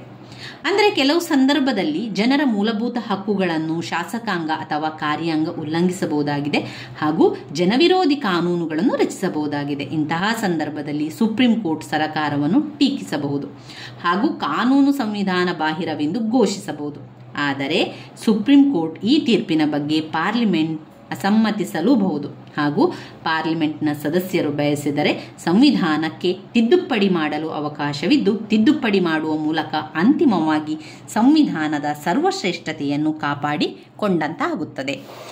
ನ್ಯಾಯಾಂಗ ವಿಮರ್ಶನೆ ಎಂದರೆ ಒಂದು ರಾಷ್ಟ್ರದ ಅಥವಾ ಮೂಲ ಕಾನೂನಿಗೆ ವಿರುದ್ಧವಾಗಿರುವಂತಹ ಯಾವುದೇ ಕಾನೂನು ಅನೂರ್ಜಿತಗೊಳಿಸಲು ಸುಪ್ರೀಂ ಕೋರ್ಟ್ ಅಥವಾ ರಾಷ್ಟ್ರದ ಅತ್ಯುನ್ನತ ನ್ಯಾಯಾಂಗಕ್ಕೆ ಇರುವಂತಹ ಅಧಿಕಾರವೇ ಆಗಿದೆ. ನ್ಯಾಯಾಂಗ ವಿಮರ್ಶೆಯನ್ನು ಕುರಿತು ಲೇಖಕರುಗಳಾದಂತಹ ಫರ್ಗಸನ್, ಮೆಕನ್ಯಮ್ ಅವರು ಸಂವಿಧಾನ ಅಥವಾ ಮೂಲ ಕಾನೂನಿಗೆ ವಿರುದ್ಧವಾಗಬಲ್ಲ ಅಂತಹ ಯಾವುದೇ ಕಾನೂನು ಅಥವಾ ಅಧಿಕಾರಿಯ ಕಾರ್ಯವನ್ನು ಅಸಂವೈಧಾನಿಕ ಎಂದು ಘೋಷಿಸುವಂತಹ ನ್ಯಾಯಾಂಗದ ಅಧಿಕಾರವೇ ಆಗಿದೆ. ಪ್ರೊಫೆಸರ್ ಹೆನ್ರಿ ಅಬ್ರಹಾಂ ಅವರು ರಾಜ್ಯದ ಮೂಲ ಕಾನೂನು ಅಥವಾ ಸಂವಿಧಾನಕ್ಕೆ ವಿರೋಧವಾಗಬಲ್ಲಂತಹ ಸಾರ್ವಜನಿಕ ಅಧಿಕಾರಿಗಳ ಕಾರ್ಯಚಟುವಟಿಕೆಯನ್ನು ಅಸಂವೈಧಾನಿಕ ಎಂದು ಘೋಷಿಸಲು ಇರುವ ನ್ಯಾಯಾಂಗದ ಅಧಿಕಾರವೇ ನ್ಯಾಯಾಂಗ ವಿಮರ್ಶೆ ಎಂದಿದ್ದಾರೆ. ಘೋಷಲ್ ಅವರ ಪ್ರಕಾರ ನ್ಯಾಯಾಂಗ ವಿಮರ್ಶೆ ಎಂದರೆ ಶಾಸಕಾಂಗ ಕಾರ್ಯಾಂಗಕ್ಕಿಂತ ನ್ಯಾಯಾಂಗ ಶ್ರೇಷ್ಠತೆಯ ಸಂಕೇತವಿರುವುದು ಆಗಿದೆ. ಒಟ್ಟಿನಲ್ಲಿ ನ್ಯಾಯಾಂಗ ವಿಮರ್ಶೆ ಎಂದರೆ ಸಂವಿಧಾನದ ಪರಮೋಚ್ಚತೆಯಾಗಿದ್ದು, ನ್ಯಾಯಾಂಗವು ಸಂವಿಧಾನಕ್ಕೆ ಕಾನೂನಿಗೆ ಅರ್ಥ ವಿವರಣೆಯನ್ನು ನೀಡಲು ಮತ್ತು ವ್ಯಾಖ್ಯಾನಿಸಲು ಇರುವಂಥ ಅಧಿಕಾರವೇ ಆಗಿದೆ ಅಂತ ಹೇಳ್ತಾರೆ. ನ್ಯಾಯಾಂಗವು ವಿವಿಧ ರೀತಿಯ ವಾದ ವಿವಾದಗಳಿಗೆ ಸಂಬಂಧಿಸಿದಂತೆ ತೀರ್ಮಾನಗಳನ್ನು ನೀಡುತ್ತದೆ. ಹೀಗೆ ತೀರ್ಮಾನಗಳನ್ನು ನೀಡುವಾಗ ಸಂವಿಧಾನಕ್ಕೆ ಕೆಲವೊಂದು ಮಾರ್ಪಾಡುಗಳಾಗುವ ಸಾಧ್ಯತೆ ಇರುತ್ತದೆ. ಭಾರತ ಸಂವಿಧಾನವು ಸರ್ಕಾರದ ವಿವಿಧ ಅಂಗಗಳ ಕಾರ್ಯವನ್ನು ಕುರಿತಂತೆ ವಿವರಿಸಿದ್ದರೂ ಭಾರತದ ಸುಪ್ರೀಂ ಕೋರ್ಟ್ ಸಂವಿಧಾನವನ್ನು ಅರ್ಥೈಸುವ ಅಧಿಕಾರವನ್ನು ಹೊಂದಿದೆ. ಇದನ್ನು ಭಾರತದಲ್ಲಿ ನ್ಯಾಯಾಂಗ ವಿಮರ್ಶಾಧಿಕಾರ ಎಂದು ಕರೆಯಲಾಗ್ತದೆ. ಭಾರತದಲ್ಲಿ ನ್ಯಾಯಾಂಗ ವಿಮರ್ಶನೆ ಎನ್ನುವಂಥದ್ದು, ಭಾರತದಲ್ಲಿ ನ್ಯಾಯಾಂಗವು ವಿಮರ್ಶನಾಧಿಕಾರವನ್ನು ಎಲ್ಲಿಂದ ಪಡೆದುಕೊಂಡಿದೆ ಎಂಬುದು ಅಸ್ಪಷ್ಟವಾದುದು. ಎಲ್ಲಿಂದ ಬಂದಿದೆ, ಯಾವ ಕಾರಣದಿಂದ ಬಂದಿದೆ ಎನ್ನುವಂಥದ್ದು ಎಲ್ಲ ಸ್ಪಷ್ಟವಾಗಿ ಇಲ್ಲ. ಅದು ಭಾರತದ ಸಂವಿಧಾನದಲ್ಲಿ ವಿಶೇಷವಾಗಿ ಎಲ್ಲಿಯೂ ಕೂಡ ನ್ಯಾಯಿಕ ವಿಮರ್ಶೆಯ ಬಗ್ಗೆ ಪ್ರಸ್ತಾಪಿಸಿಲ್ಲ. ಆದರೆ ನ್ಯಾಯಾಂಗ ವಿಮರ್ಶೆಗೆ ಸಂವಿಧಾನದಲ್ಲಿಯೇ ಹಲವಾರು ಅವಕಾಶಗಳಿಸುವುದು ಕಂಡುಬರ್ತದೆ. ಉದಾಹರಣೆಗೆ ಸಂವಿಧಾನದ 13ನೇ ವಿಧಿಯಲ್ಲಿ ರಾಜ್ಯ ಅಥವಾ ಸ್ಥಳೀಯ ಸರ್ಕಾರಗಳು ಮತ್ತು ಶಾಸಕಾಂಗಗಳು ಮೂಲಭೂತ ಹಕ್ಕುಗಳನ್ನು ಮೊಟಕು ಮಾಡುವಂತಹ ಕಾನೂನುಗಳನ್ನು ರಚಿಸಬಾರದೆಂದು ಹೇಳಲಾಗಿದೆ. ಆದರೆ ಶಾಸಕಾಂಗಗಳು ಕಾನೂನುಗಳನ್ನು ರಚಿಸುವಲ್ಲಿ ಅಂತಹ ಕಾನೂನುಗಳನ್ನು ಸಂವಿಧಾನ ಬಾಹಿರವೆಂದು ಘೋಷಿಸಲು ಸುಪ್ರೀಂ ಕೋರ್ಟಿಗೆ ಅಧಿಕಾರವಿದೆ. ಅದೇ ರೀತಿ ಸಂವಿಧಾನದ 32 ಮತ್ತು 226ನೇ ವಿಧಿಗಳು ಜನರ ಮೂಲಭೂತ ಹಕ್ಕುಗಳನ್ನು ವಿವಿಧ ರಿಟ್ಗಳ ಮೂಲಕ ಸಂರಕ್ಷಿಸಲು ಅವಕಾಶವಿದ್ದು, ಈ ಬಗೆಯ ರಿಟ್ಗಳನ್ನು ಹೊರಡಿಸುವ ಅಧಿಕಾರ ನ್ಯಾಯಾಂಗಕ್ಕೆ ಇದೆ. ಈ ಅಧಿಕಾರವನ್ನು ಚಲಾಯಿಸುವ ಮೂಲಕ ಸುಪ್ರೀಂ ಕೋರ್ಟ್ ಸಂವಿಧಾನವನ್ನು ರಕ್ಷಿಸುತ್ತದೆ. ಇನ್ನು ಮಾರ್ಚ್ನಲ್ಲಿ, ಅಂದರೆ 1977ರ ಮಾರ್ಚ್ನಲ್ಲಿ ಸುಪ್ರೀಂ ಕೋರ್ಟ್ ನೀಡಿದ ತೀರ್ಪಿನಲ್ಲಿ ನ್ಯಾಯಾಂಗದ ನ್ಯಾಯಿಕ ವಿಮರ್ಶನಾಧಿಕಾರವನ್ನು ಸಂವಿಧಾನ ತಿದ್ದುಪಡಿಯ ಮೂಲಕ ಮೊಟಕುಗೊಳಿಸುವ ಅಧಿಕಾರ ಪಾರ್ಲಿಮೆಂಟಿಗೂ ಕೂಡ ಇಲ್ಲ ಎಂದು ಹೇಳಿದ್ದು, ನ್ಯಾಯಾಂಗ ವಿಮರ್ಶನಾಧಿಕಾರವು ಸಂವಿಧಾನದ 32 ಮತ್ತು 226ನೇ ವಿಧಿಗಳ ಮೂಲಕ ಸುಪ್ರೀಂ ಕೋರ್ಟಿಗಿದೆ ಅಂತ ಹೇಳಿದ್ದಾರೆ. ಇನ್ನು ಇದು ಸಂವಿಧಾನದ ರಕ್ಷಾ ಕವಚವಾಗಿದೆ. ಮೂಲಭೂತ ಹಕ್ಕುಗಳ ರಕ್ಷಕನಾಗಿದ್ದಾನೆ. ಯಾವುದು? ನ್ಯಾಯಾಂಗದ ವಿಮರ್ಶನೆ ಎನ್ನುವಂಥದ್ದು ಭಾರತದ ಸರ್ವೋಚ್ಚ ನ್ಯಾಯಾಲಯವಾದ ಸುಪ್ರೀಂ ಕೋರ್ಟ್ ಸಂವಿಧಾನದ ಯಾವುದೇ ವಿಧಿಯ ಬಗ್ಗೆ ಅರ್ಥ ವಿವರಣೆ ವಿಶ್ಲೇಷಣೆ ಮಾಡುವ ಅಧಿಕಾರದ ವ್ಯಾಪ್ತಿಯನ್ನು ಹೊಂದಿದೆ ಎಂದು ಗೊತ್ತಾಗ್ತದೆ. ಯಾವುದಕ್ಕೆಲ್ಲ ಸಹಕಾರಿಯಾಗಿದೆ? 1. ಸಂವಿಧಾನದ ರಕ್ಷಾ ಕವಚವಾಗಿ, ಮೂಲಭೂತ ಹಕ್ಕುಗಳ ರಕ್ಷಕನಾಗಿ, ಮುಖ್ಯ ಸಲಹೆಗಾರನಂತೆ ಕಾರ್ಯವನ್ನು ನಿರ್ವಹಿಸುತ್ತದೆ. ಆದರೆ ಪಾರ್ಲಿಮೆಂಟ್ ಹೊರಡಿಸಿದಂತಹ ಕಾಯ್ದೆಯನ್ನಾಗಲಿ ಅಥವಾ ರಾಷ್ಟ್ರಾಧ್ಯಕ್ಷರು ಹೊರಡಿಸಿದ ಕಾಯ್ದೆಯನ್ನಾಗಲಿ ಆದೇಶ ಸುಗ್ರೀವಾಜ್ಞೆಯನ್ನಾಗಲಿ ಅಸಿಂಧು ಎಂದು ಘೋಷಿಸುವ ಅಧಿಕಾರವನ್ನು ಹೊಂದಿಲ್ಲ ಅಂತ ಹೇಳ್ತಾರೆ. ಫೆಡರಲ್ ವ್ಯವಸ್ಥೆಯಲ್ಲಿ ನ್ಯಾಯಾಂಗ ವಿಮರ್ಶನೆ ಅಧಿಕಾರ ಅಗತ್ಯವಿದ್ದರೂ ಸಹ ಸುಪ್ರೀಂ ಕೋರ್ಟ್ ಪಾರ್ಲಿಮೆಂಟಿಗಿಂತ ಸರ್ವಶ್ರೇಷ್ಠವಾದುದಲ್ಲ. ಸಂವಿಧಾನದ 13, 32, 226ನೇ ಮೊದಲಾದ ವಿಧಿಗಳು ಸುಪ್ರೀಂ ಕೋರ್ಟಿಗೆ ಸಾಕಷ್ಟು ಅಧಿಕಾರವನ್ನು ನೀಡಿದ್ದರೂ ಸಹ ಅಮೆರಿಕದ ಸುಪ್ರೀಂ ಕೋರ್ಟ್ ಹೊಂದಿರುವಂತಹ ನ್ಯಾಯಾಂಗ ವಿಮರ್ಶನೆ ಅಧಿಕಾರ ಭಾರತ ಹೊಂದಿಲ್ಲ. ಆದರೆ ಇತ್ತೀಚಿನ ಕೆಲವು ತೀರ್ಮಾನಗಳಿಂದಾಗಿ ಭಾರತದ ಸುಪ್ರೀಂ ಕೋರ್ಟ್ ಭಾರತದ ಸಂವಿಧಾನವನ್ನು ಅರ್ಥೈಸುವ ಅಧಿಕಾರವನ್ನು ಹೊಂದಿದೆ ಎಂದು ಗೊತ್ತಾಗುತ್ತದೆ. ಉದಾಹರಣೆ ನೋಡಿದರೆ ಕರ್ನಾಟಕದ ವಾಸುದೇವ ಪ್ರಕರಣ ಕಾಮನ್ ಸಿವಿಲ್ ಕೋರ್ಟಿಗೆ ಸಂಬಂಧಿಸಿದಂತೆ ಸರ್ಕಾರದ ಅಭಿಪ್ರಾಯ ಕೂಡ ಹೇಳಿರುವುದು ಆಗಿರುವಂಥದ್ದು. ಇವಿಷ್ಟು ವಿಚಾರಗಳು ಇದರಲ್ಲಿ ಬರುವಂಥದ್ದು. ಸುಪ್ರೀಂ ಕೋರ್ಟಿನ ಅಧಿಕಾರ ಕಾರ್ಯಗಳಲ್ಲಿ ಮೂಲ ಅಧಿಕಾರದ ವ್ಯಾಪ್ತಿ, ಮೇಲ್ಮನವಿ ಅಧಿಕಾರ, ಸಲಹಾ ಅಧಿಕಾರ, ಹಾಗೆ ನ್ಯಾಯಾಂಗ ವಿಮರ್ಶೆಯನ್ನು ಕೂಡ ಓದ್ಕೊಳ್ಳಿ. ಇದು ಶಾಸಕಾಂಗ, ಕಾರ್ಯಾಂಗ, ನ್ಯಾಯಾಂಗಗಳಲ್ಲಿ ಅಧಿಕಾರ ಕಾರ್ಯವನ್ನು ನಿಗದಿಪಡಿಸಲಾಗಿರುವಂಥದ್ದು. ಭಾರತದ ಸಂವಿಧಾನವೇ ಮೂಲಭೂತ ಕಾನೂನು ಆಗಿರುವಂಥದ್ದು. ಅಲ್ಲಿ ನ್ಯಾಯಾಂಗ ವಿಮರ್ಶೆ ಮಾಡುವಂಥದ್ದು ಅದು ಸಂವಿಧಾನ ರಾಷ್ಟ್ರದ ಮೂಲಭೂತ ಶಾಸನ. ಸಂವಿಧಾನದ ಶ್ರೇಷ್ಠತೆಯನ್ನು ಎತ್ತಿ ಹಿಡಿಯುವಂಥದ್ದು ಜವಾಬ್ದಾರಿ ಸುಪ್ರೀಂ ಕೋರ್ಟಿಗಿದೆ. ಈ ಜವಾಬ್ದಾರಿಯನ್ನು ನ್ಯಾಯಾಂಗ ವಿಮರ್ಶನಾಧಿಕಾರಿಯ ಮೂಲಕ ಮಾಡಲಿಕ್ಕೆ ಸಾಧ್ಯ ಎನ್ನುವಂಥದ್ದನ್ನು ಕಾಣಬಹುದಾಗಿದೆ.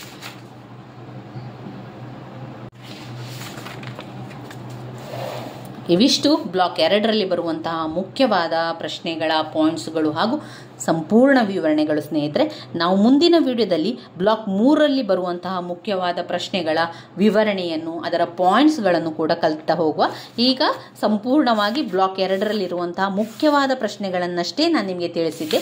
ಮುಖ್ಯವಾದ ಪ್ರಶ್ನೆಗಳ ಪಾಯಿಂಟ್ಸ್ಗಳು ಹಾಗೆ ಆ ಪಾಯಿಂಟ್ಸಲ್ಲಿರುವಂತಹ ಸಂಪೂರ್ಣ ವಿವರಣೆಯನ್ನು ನಾನು ನಿಮಗೆ ತಿಳಿಸಿದ್ದೇನೆ. ಸಾಧ್ಯ ಆದಷ್ಟು ನನಗೆ ಎಷ್ಟು ಸಾಧ್ಯವೋ ಅಷ್ಟು ವಿಡಿಯೋವನ್ನು ಹಾಕಲಿಕ್ಕೆ ಪ್ರಯತ್ನಿಸ್ತೇನೆ. ಸ್ನೇಹಿತರೆ, ನನ್ನ ವಿಡಿಯೋಸ್ ಎಲ್ಲ ನಿಮಗೆ ಇಷ್ಟ ಆಗಿದ್ರೆ ಲೈಕ್ ಕೊಡಿ, ಶೇರ್ ಮಾಡಿ, ಹಾಗೆ ಸಬ್ಸ್ಕ್ರೈಬ್ ಮಾಡಲಿಕ್ಕೆ ಮರಿಬೇಡಿ ಸ್ನೇಹಿತರೆ. ಧನ್ಯವಾದಗಳು. ನಿಮ್ಮ ಪರೀಕ್ಷೆಯ ತಯಾರಿಗಳು ಪಾಯಿಂಟ್ಸ್ಗಳನ್ನು ಸರಿಯಾಗಿ ಕಲಿತುಕೊಳ್ಳಿ. ನಾನು ಪ್ರತಿ ಬಾರಿ ನಿಮಗೆ ಹೇಳುವಂಥದ್ದೇ, ಪಾಯಿಂಟ್ಸ್ಗಳನ್ನು ಅರ್ಥ ಮಾಡಿಕೊಂಡಾದರೂ ಕಲಿಯಿರಿ ಅಥವಾ ಬಾಯ್ಪಾಠ ಮಾಡಿ ಆದರೂ ಕಲಿಯಿರಿ. ಒಟ್ಟಿನಲ್ಲಿ ಪಾಯಿಂಟ್ಸ್ಗಳು ಸರಿಯಾಗಿ ಬರಬೇಕು. ನಿಮಗೆ ಸರಿಯಾಗಿ ಪಾಯಿಂಟ್ಸ್ಗಳು ಬಂದಾಗ ಎಲ್ಲ ಪ್ರಶ್ನೆ ಕೂಡ ಉತ್ತರವನ್ನು ಬರೀಲಿಕ್ಕೆ ಸಾಧ್ಯ ಆಗ್ತದೆ. ಹಾಗೆ ಓದಿದ್ದು ನೆನಪಲ್ಲಿ ಉಳಿತದೆ. ನೀವು ಪರೀಕ್ಷೆಗೆ ಬರೆಯುವಾಗ ಅದು ಓದಿದ್ದೆಲ್ಲ ಕೂಡ ನೆನಪಿಗೆ ಕೂಡ ಬರಲಿಕ್ಕೆ ಸಹಾಯ ಆಗ್ತದೆ. ಧನ್ಯವಾದಗಳು.